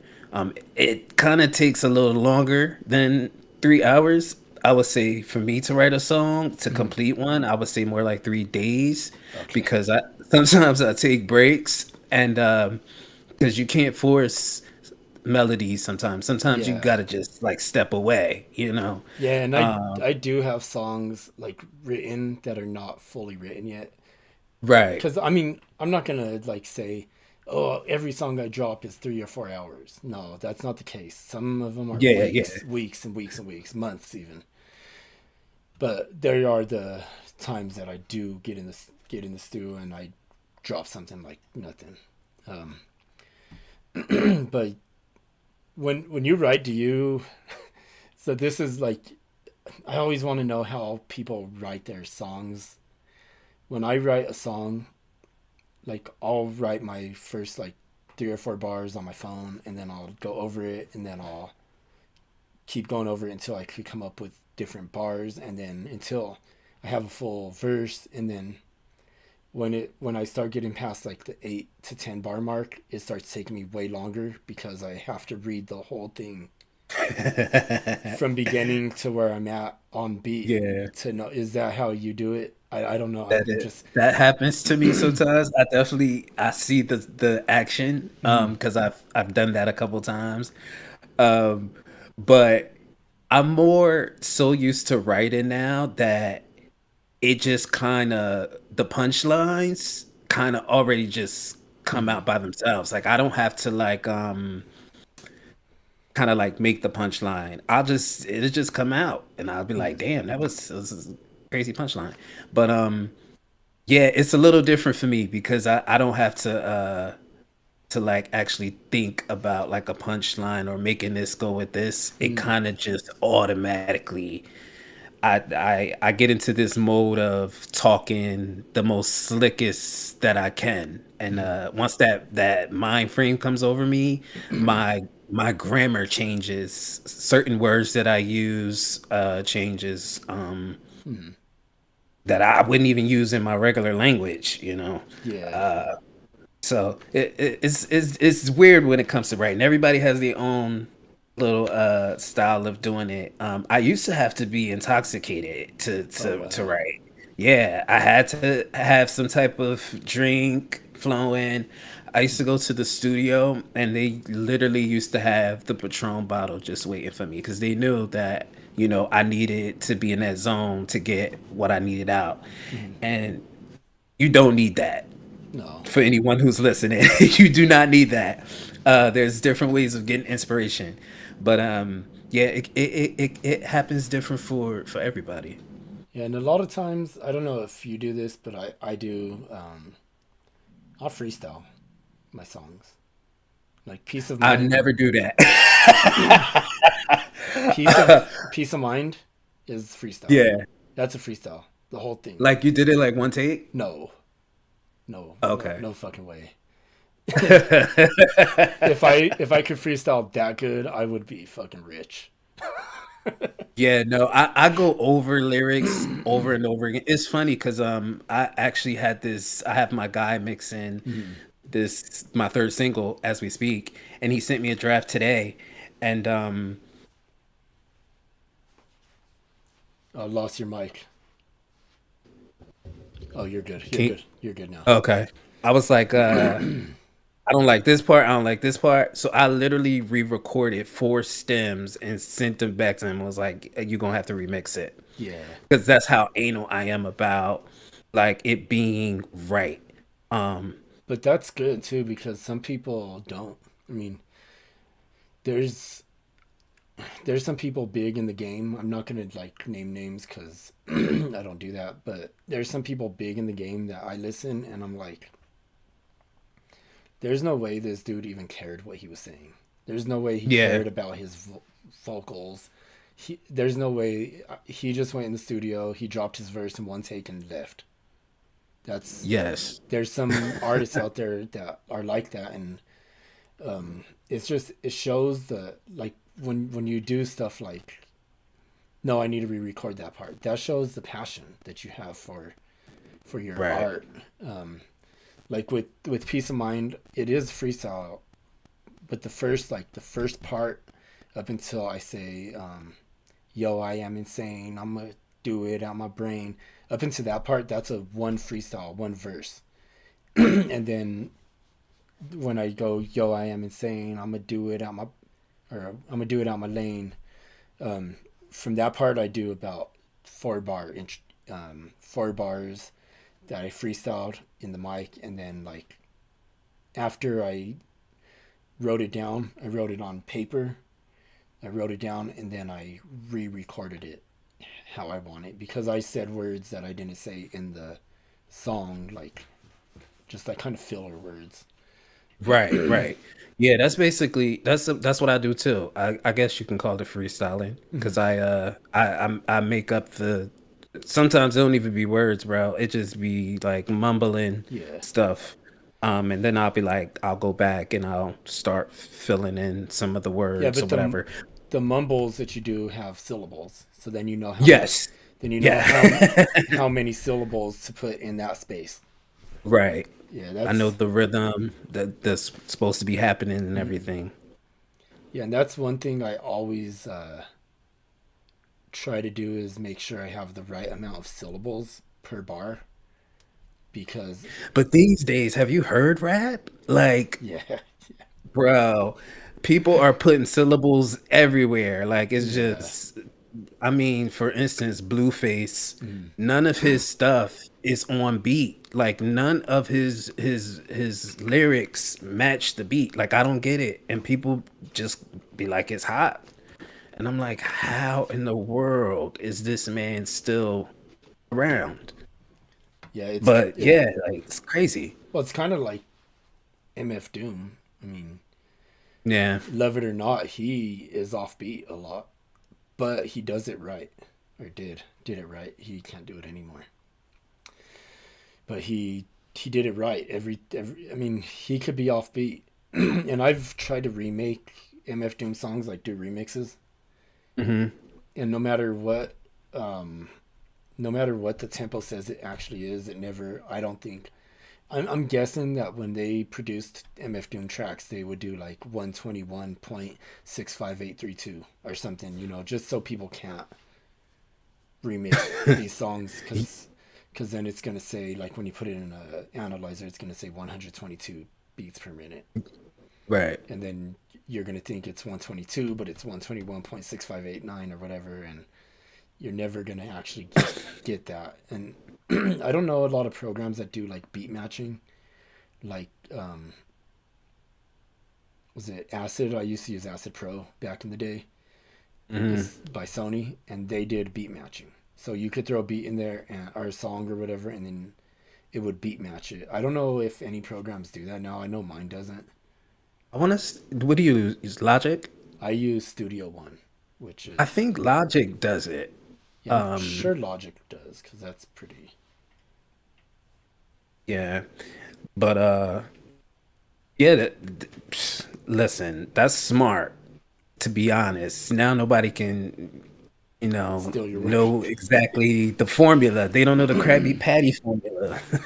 Yeah. Oh yeah. Yeah. Keegan says you already know AI is gonna get hella precise with tempo detection, and yeah, AI I is. definitely. I want to touch on AI real quick. AI, to me, I don't feel like it's going to affect us hard in our lifetime. I think it's going to be more of the next generation. But I think we're worried about the wrong things when it comes to AI. We worried about, them making a Drake song and making it number one, or them copying somebody else's voice and making it number one. But what about like somebody copying your voice and confessing to murder, or Yeah. Yeah. doing it's so many different things that AI is like weird. So I don't really think that it's gonna affect us music wise. Because I mean they already taken down music from Spotify if it's AI. If it's like a fake Rihanna song or a Beyonce song, they'll take it down. But I don't think it's going to affect us too much in our lifetime. I think it's going to be more of the next generation that's going to get hit harder with it. Yeah. My take on AI right now is where it's at right now. It's not good enough to replicate anything like 100%. Yeah, yeah. But the, how I look at AI is a lot of stupid people are using AI and making stupid things, Right. like Will Smith eating spaghetti. Like my brain isn't going there when I'm getting on my AI app. I'm not going to try to make Will Smith eating spaghetti or something stupid because I don't want to do that. I use it as a tool Right. for it's an art tool. And if well, how I use it as a tool for my art. I make my videos with AI and then I edit them. I actually haven't dabbled with the AI yet. For some reason, I'm one of those artists that's very lazy. I like to source my work out. So my visual for I'ma eat is done by someone else. So I'm not gonna be putting any time and effort into that. But I do appreciate people who knows how to do that and all that. But I don't got the brain for it. Like I'll write the song, you do the video. Yeah, and that's cool too because I mean, there's a lot of talented people out there that are doing things like making videos for artists like yourself, and without you, then they don't have a business. So, Right, right. which I think I may in the future add AI videos to my services. I think you should. Listen, Yeah. when I went looking for visuals for I'ma Eat, that was the main thing people kept trying to like put off on me. Like, oh, you should just get one of those time lapse like AI type videos and just throw lyrics on top of it. I'm like, yeah, that's cool. That is a good idea, but I mean, you see so many of those AI videos now, so I just want to do something different. Yeah, the way I use it is I like to do the AI. I like to use AI for video production. But I'm not just getting AI and making them make a video and then just throwing it on. I'm editing it. I'm making it my Right, own right, right. cutout. Like, because AI makes a lot of does a lot of weird things still. Like, fingers, they don't understand hands very good. So it's like, hey, I'm one hand. So it's like, it's so weird. Who was? Oh yeah, you're gonna have to find out who that is, Keegan. I can't. I don't know who it is. He says that he had one guy who would regularly stream or submit to his music streams that makes videos, and that you guys Oh, should hook up, but he don't remember who he is. Um, well, if he remembers, definitely shoot him my way. I love to collab with people. That's like my main goal for this project was that I wanted it to be freeing. I wanted no holds barred because I lived my life for so long caring about what people thought or how I was perceived or especially being in a boy group, you have to be this certain individual for that group. You have to have this certain personality. So I always had to pretend to be somebody. And when I released I'ma Eat and I felt like this was authenticity, I was like, I'm just gonna go balls to the wall. This is me. I'm gonna let it out. And that's the best type of music that you can kind of create is when you just let it go. You can't care what people think. You can't care about if people gonna like it or not. I mean, you want people to like it, yeah, but you can't have that mindset. You have to kind of just you have to like it. You have to love it.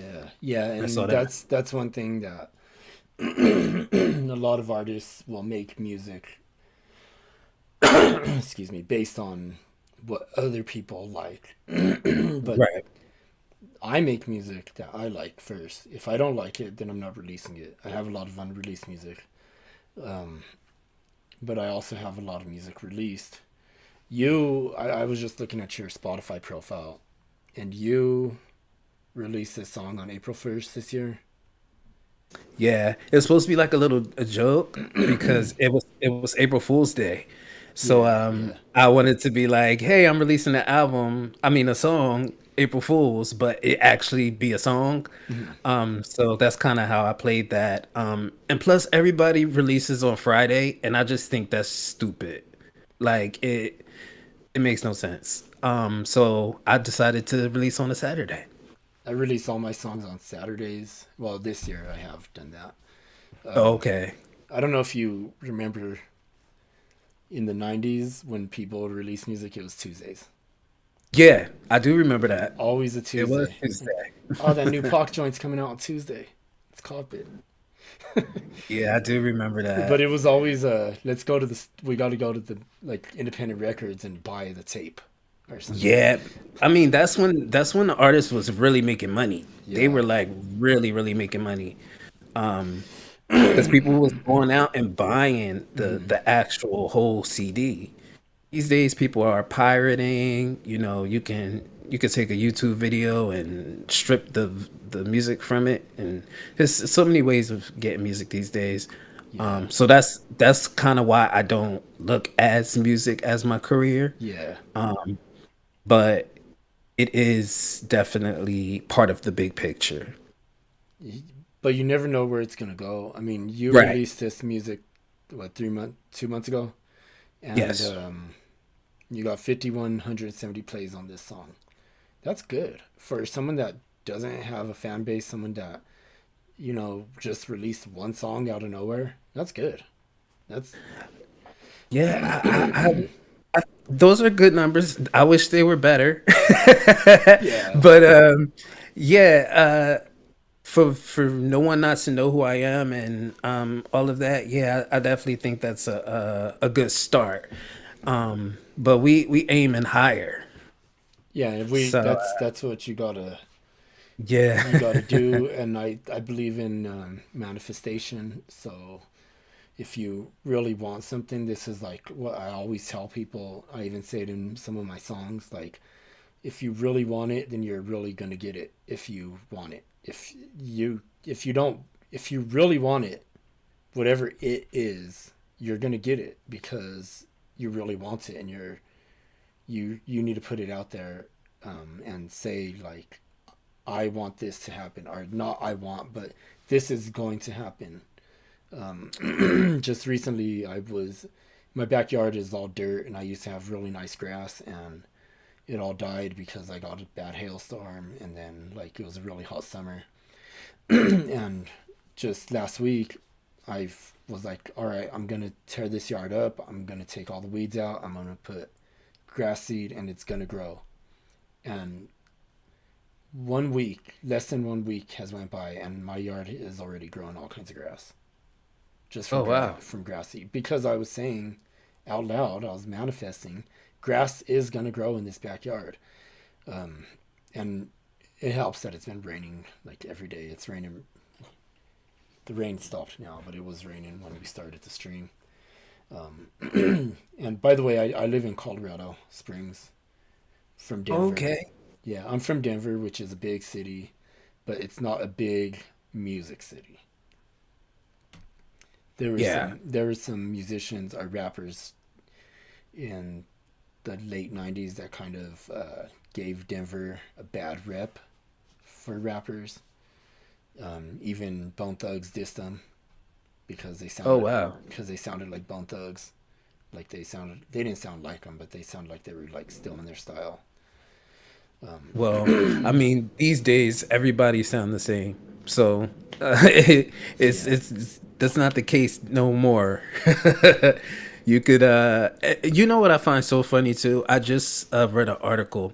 So you know this out area codes. It's like some new chick. She's a rapper. And who is she's saying she? she got hole. She said she got holes in different area codes. It's like this new song, but whatever. She just went from 98 on the Billboard charts to Mm, number 8 in like 3 days.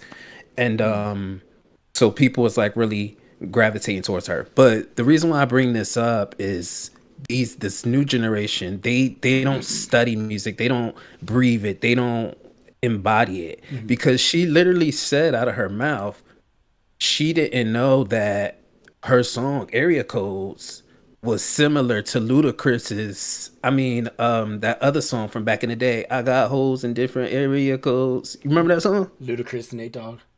Yeah, in different area code. That song. Yep. So it is basically the same exact song, and she's like, "Oh, I didn't even know there was a correlation."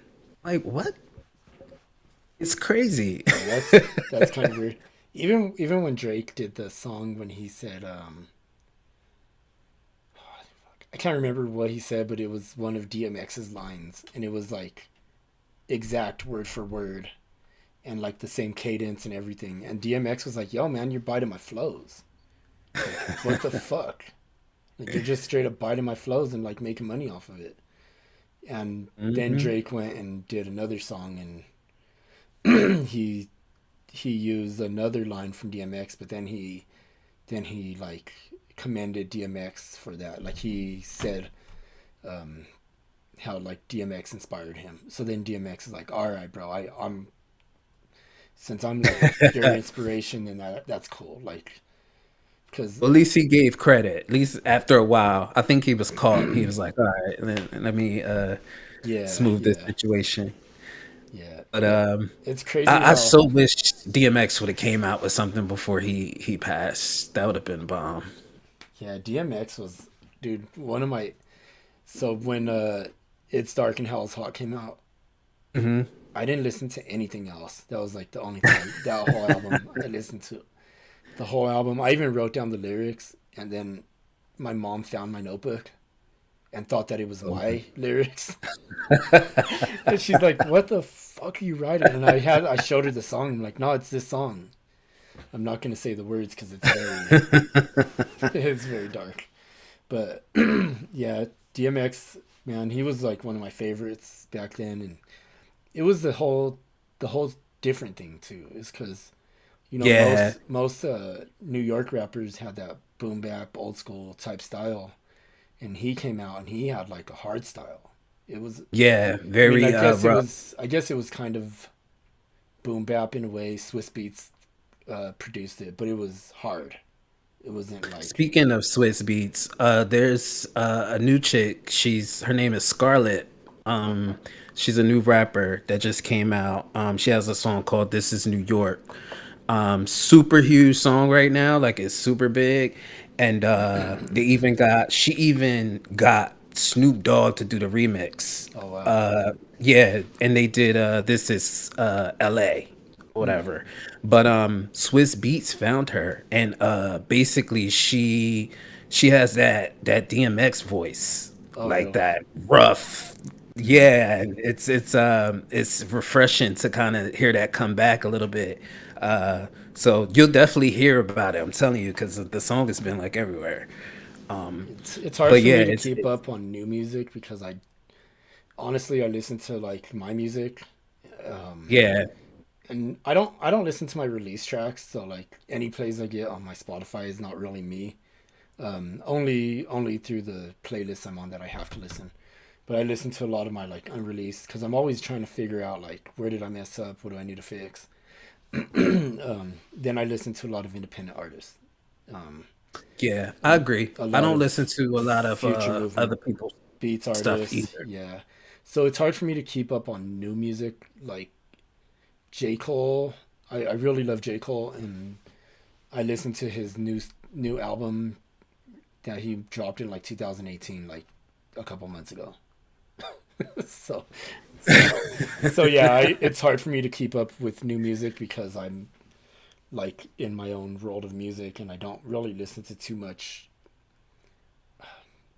mainstream, I guess you would say, No, music. I get it. I get it. I'm the same way. I definitely don't listen to a lot of mainstream because I'm in my own world right now and I'm creating my own like sound. Mhm. But I've been networking a lot. So I've Yeah. been running into like, new artists and new, stuff like that. And she popped up. But yeah, I'm in my own world. I don't listen to these people. Yeah, and then it's crazy though when you do run into like a new artist that you really like. Like one artist that I ran into that I really liked was Sleazy. Sleazy. Okay. He was part of our community. He's still in the Future Movement Beats community. He doesn't come around anymore because he's famous now. Yeah. But Sleazy Gold World was when I first heard. Like I can't remember. He posted a song on the Kickback, and I was like, dude, this is my favorite song of the night. Like for this session, it's like guaranteed you're gonna blow up like fast, and he did. Like a couple months, he was on Wow. Rap Caviar, and then Okay. once his song was on Rap Caviar, it was all over. He was famous, and Yeah. I mean now he's so famous that like if you watch like YouTube shorts or something, you'll see people go up to him and be like, "Hey, Sleazy, what's up?" and like try to do some stuff or Yeah. whatever. Like people do dumb videos, which I think is stupid, but it's crazy to me that like you never know. Like You don't. You never know. You never know. like Sleazy was in our community and he was posting, and yeah, Keegan Sleazy Gold World. He was in the. He still is. If you go in the sidebar on the right, you'll see his name in there. So he's still in the Future Movement Beats community. Um, Maybe one day he'll come back. Don't know. But yeah, it's funny too because I remember when I first heard him, I was like, bro, this right here reminds me of like No Limit when No Limit was huge. Like it's like just gritty and gangster and just hard, and the beats just like bump, and I don't really know what he's doing now. I haven't heard any of his new music, but might check him out. Yeah, more power to him. Hopefully, he's able to have a little longevity because it's hard for rappers these days. A lot of these rappers are just remaking old songs, and it's like, Hmm. come on now, like, where's the originality? Where's the, you know, Salt and Pepper didn't sound like nobody. Slick Rick sound like nobody. Like those rappers sound like nobody. DMX, all them type of rappers, Yeah. Mystical, uh, all types of rappers. They never sound like anyone. But now everyone sounds the same. Everyone's doing the same type of flow. Uh, it, it's ridiculous. So that's why I wanted to be different, a different type of rapper. This go Yeah. round. Yeah, that's the same. Different image, everything. Yeah, same with me. Like, there's not a lot of. Actually, I'm gonna retract that. There's not anyone who sounds like me.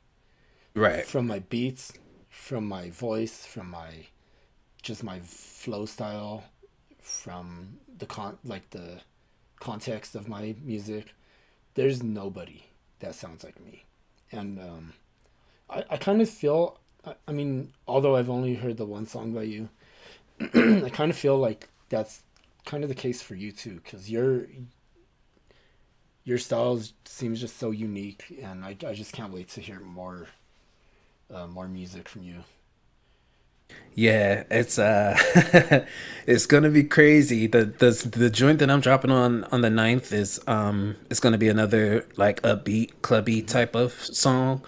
Um it's it's just hot, man. Like to be honest, when you're happy mentally, that's when you create some of your best stuff. A lot of people say you have to go through something to like to really like get the heartache and stuff and the pain out and blah blah blah Hmm. blah blah.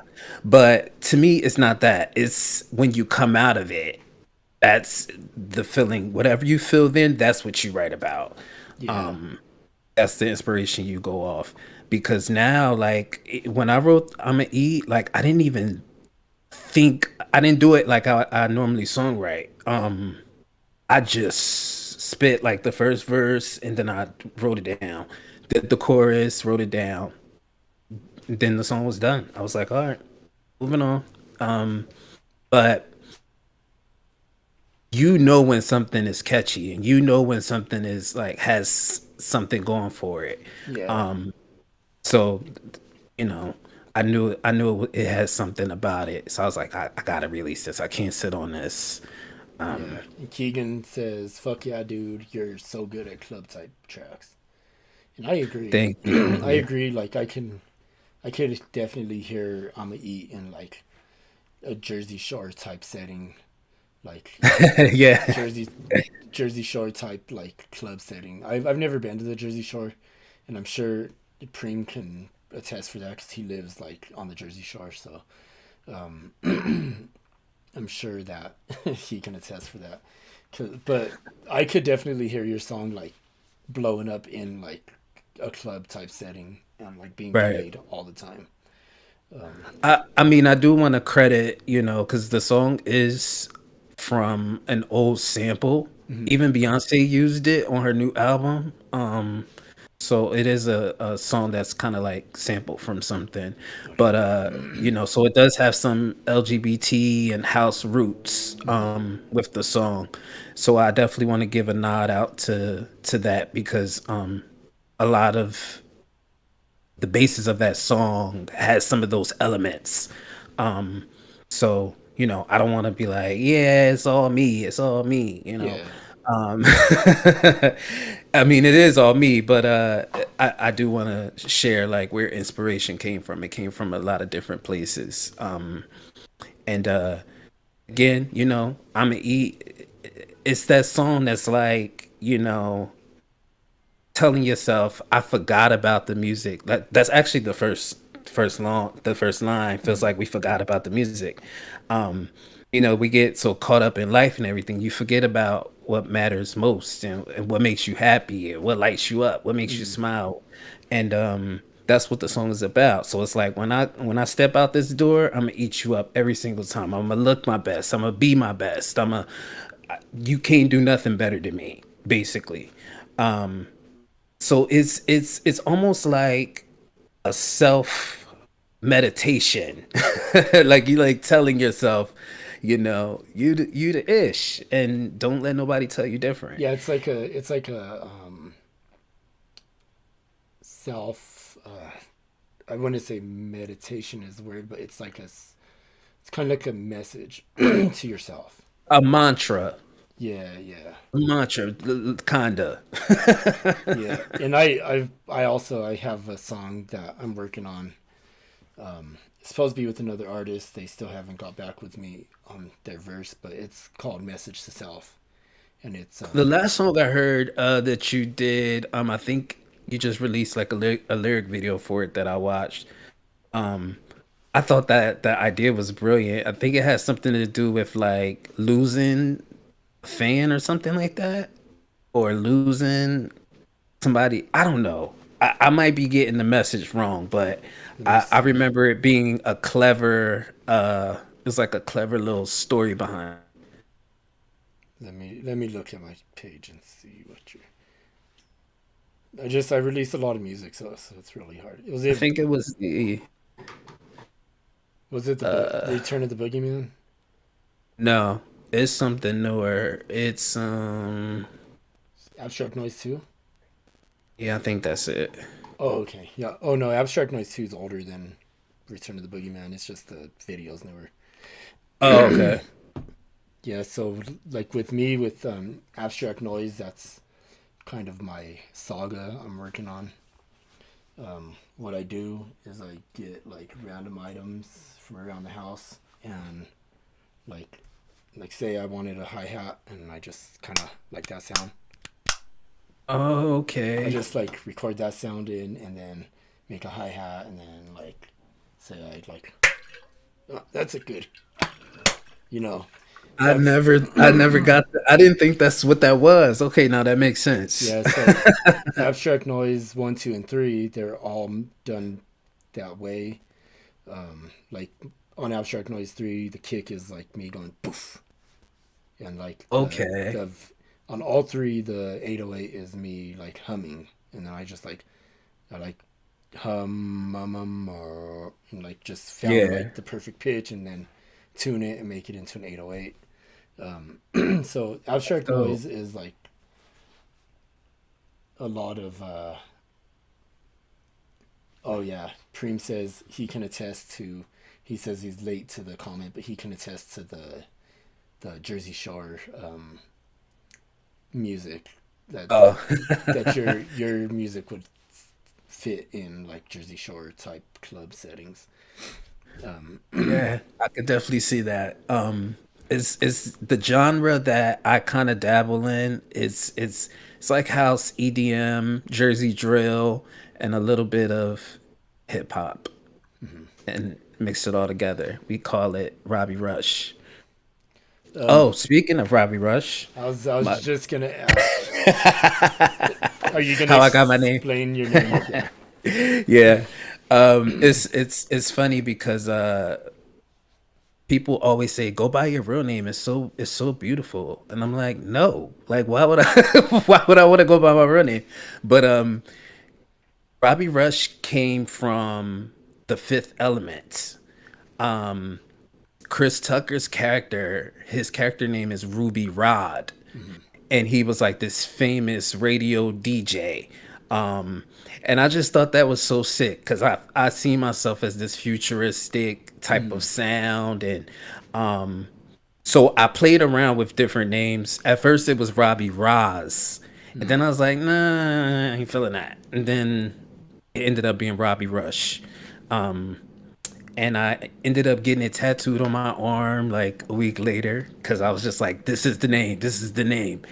And it's funny because there's two other people named Robbie Rush Uh, that are artists, which sucks. But so when did you come up with that? I came up with it when I was about 16. I'm 33 now, so it's been a while. Okay, Um, so yeah, yeah, you came up with your name at the same um, not the same time, but the same time frame as me coming up with my name. I came up with Abstractius Artemis in like 11th grade. So I was about 16.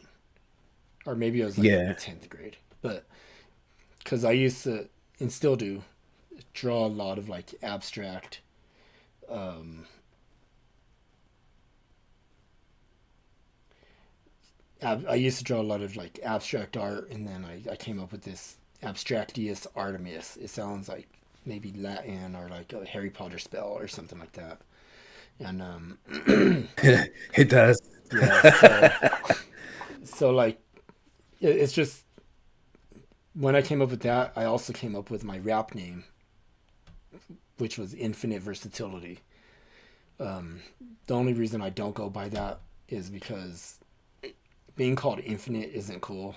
Being called Abstract is. Um, Infinite Versatility is also a band. Is So it? yeah, there was a band back then that I found like on MySpace or something. Oh, okay. Yeah. So when I dropped I recorded an album in 2015-16, and I went by Infinite Versatility. I'd never released the album. Um, I also like in 2008 2009 I recorded an album with my brother and a couple friends, and I went by Infinite Versatility then. But see what Keegan says. An organism name? Oh, for Abstractius Artemis. Anyway, so yeah, I dropped Infinite Versatility, but sometimes you'll hear me like mention Infinite Versatility in my songs, um, Yeah. because I'm pretty sure a lot of people take on, like yeah, different faces. So that'd be a good idea also too to release music under different artist names. yeah, and so when I did Infinite Versatility, the only reason I still like say it or reference it is because I am constantly changing my style, constantly making different type of music, um, and it's forever changing. So Infinite Versatility is like kind of my it. At this point, it's not a name anymore. It's kind of like my style. So maybe Gotcha. like my genre would be Infinite Right. Versatility, because like I don't just make rap. I'll do um, like I did a reggae song that I released. It's reggae rap, so I don't like sing reggae. I don't. I'm not trying. Yeah. I'm not trying to like make a fake Jamaican accent. I can't do that anyway. But I kind of do sing on that track. If you ever listen to it, you can hear like I'm very intrigued to hear it. yeah, Very, yeah. very intrigued. I sing a little bit on that track. Um, it is on YouTube. It's called "Need That Fire." It's on everywhere. Yeah. Yeah, I'm gonna listen to it. So Definitely. um, next weekend on the 10th, I have a song dropping that's metal. It's like a metal rap song called "In a Rage." Dropping a lyric video for that too. Um, then the week after that, I'm dropping another song, "Let Me Lead the Way." And then the week after that, I'm dropping "Are You Feeling Heart Pain?" Do you feel dropping songs every week is overkill, or do you feel like it's good to stay in the public's eye? I think it could be overkill, um, but I think at the point I'm at right now with who's listening and who's watching, I think I need to drop a song every week for a while. Yeah. Um, I'll take it to every 2 weeks again soon. But I mean, last year I dropped 75 songs. Wow. Nah, I don't plan on releasing that much music this year. I think it's gonna be about 6 songs, mainly focusing around 2 or 3. Mhm. But I'll have some visuals and stuff dropping on the 9th. Everything is like gonna come out on the 9th. So it's a lot happening. Um, but yeah, you'll be a day right after me, so I'll definitely check out your song on the 10th. Yeah, and Um, I'll check out yours. And if you have a visual coming out, that's dope too. Um, I really, I feel like humans are visual people, so like music alone isn't always enough right, right, because they want to see a video or something. Like they want to be entertained. Humans want to be right. entertained, and a lot of times music isn't enough entertainment for them. So that's why I decided to, because not even like a month ago, I was like, "Oh, I'm not gonna do videos. I'll leave that to Preem and Keegan, like editing videos." But then the AI thing started, like a lot of people started using AI, and I was like, maybe I could use this to my benefit. Right. So then I'm like, all right, I'm about to do these videos, but I'm gonna have to put in the work and edit them as well. Which Return of the That's the thing. Boogeyman is a lot of editing. You could tell, like, I did a lot of cutting and pasting and chopping and a lot of effects, and that's, I mean, it was actually really fun to do. Yeah, I was gonna say that when you do something you love, like you just enjoy it. It time just goes by. Yeah, and you know the funniest part about everything I do besides recording music, I do it on my phone.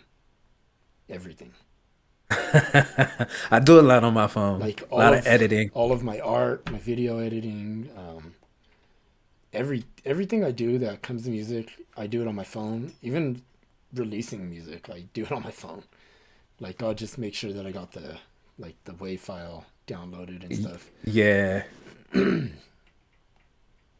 Hey Keegan, thanks bro. He says he loves the music video for Return of the Boogeyman.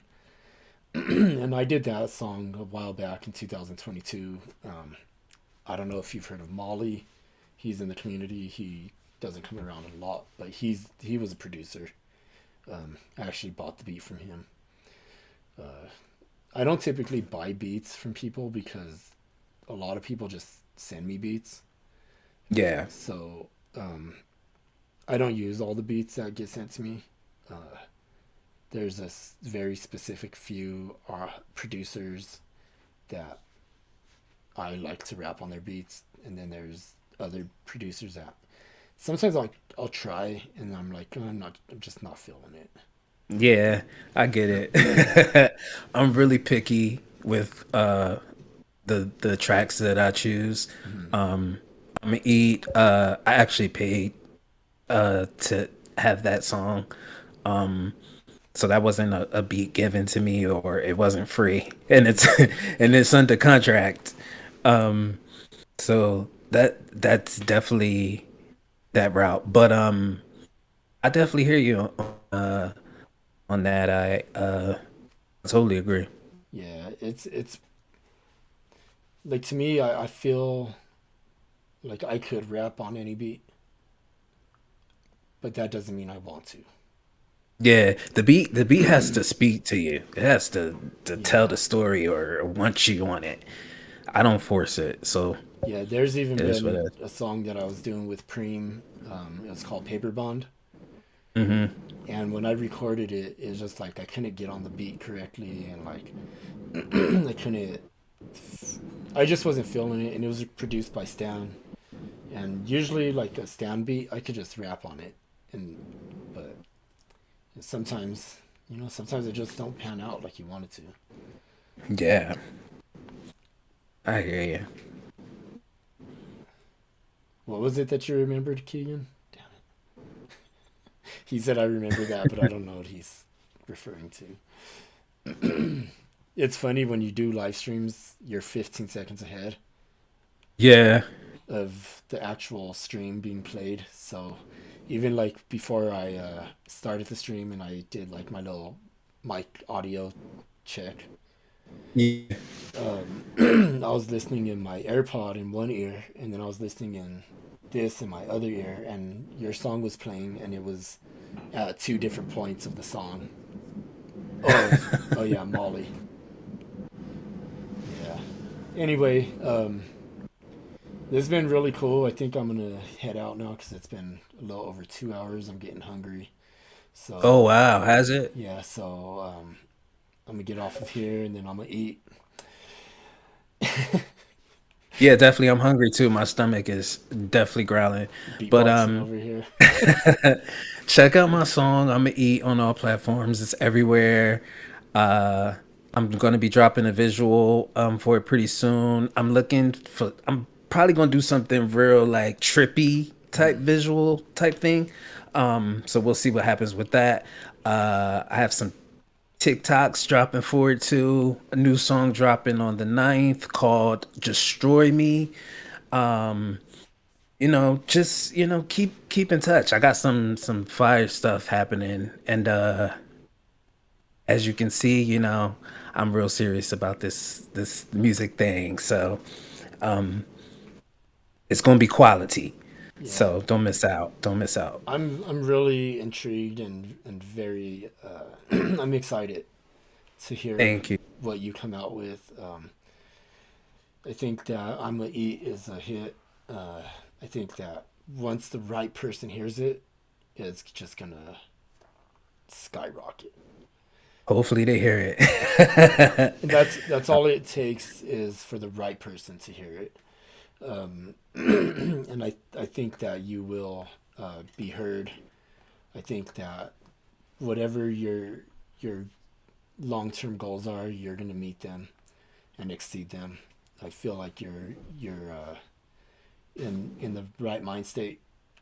You may have not been in the past, but I feel like you're probably more in the right mind state now to get your music out there. And I think that you've probably gained some confidence, especially seeing like 5,000 plays on one track with one track up. That's good. You have over Yeah. 400 monthly listeners, and I know monthly listeners don't always mean everything for an artist, but to maintain 400 or more is one of the most complicated things to do on Spotify. Yeah. I've read, Spotify is tricky. yeah, I've read an article saying that most, I mean, there's 100,000 plus songs dropping daily on Spotify, and Wow. to get in the algorithm to have 400 plus monthly listeners or more is a really hard thing to do. It's a really big accomplishment. Um, I'm in like around 4,800 right now. Preem, I know he was up to 7,000. Now he's at like 3,300 or something. So it kind of bounces back and forth. And also one thing, if you see your numbers drop, don't take it personal. Yeah. Don't ever look at it like, oh no, people don't like me anymore. Look at it like, oh shit, I need to drop more. Or I need to do something else. I need to get the public eye on me. Right. And I think you're doing a good job. Definitely looking forward to hearing your new song come out on the 9th. I did pre-save it. Um, and I did share it. I retweeted it on Twitter, although I tweet a lot of stuff and sometimes it gets lost in the mix. But Yeah. But I appreciate man, you taking the time out to even ask me questions about my song, and I do yeah, appreciate the community also because us as indies, we have to support each other because your family's not. yeah, Your yeah, family's not gonna do it. So yeah, I appreciate you guys, and thank you for taking the time out to just even listen to this. yeah. And thank you guys, Preem, Keegan. I know Seasonal and Sundown were here earlier. I don't know if anyone else stopped by. I'm gonna check the chat real quick. Um, yeah, I think that's it. But regardless, this has been a good stream, and I was looking forward to talking to you on this, and I'm looking forward to hearing your work. I'm looking forward to maybe even working with you and doing a track. maybe Most definitely. maybe it could be like a mental health focused track, um, and then yeah. So it's good talking to you. It's good seeing you guys come through, taking the time out of your day, even though you could be doing anything else in this world right now. You could be listening to whatever you want or on some more popular stream. You chose to be here instead. So with that being said, I'm out. I'll talk to you guys later.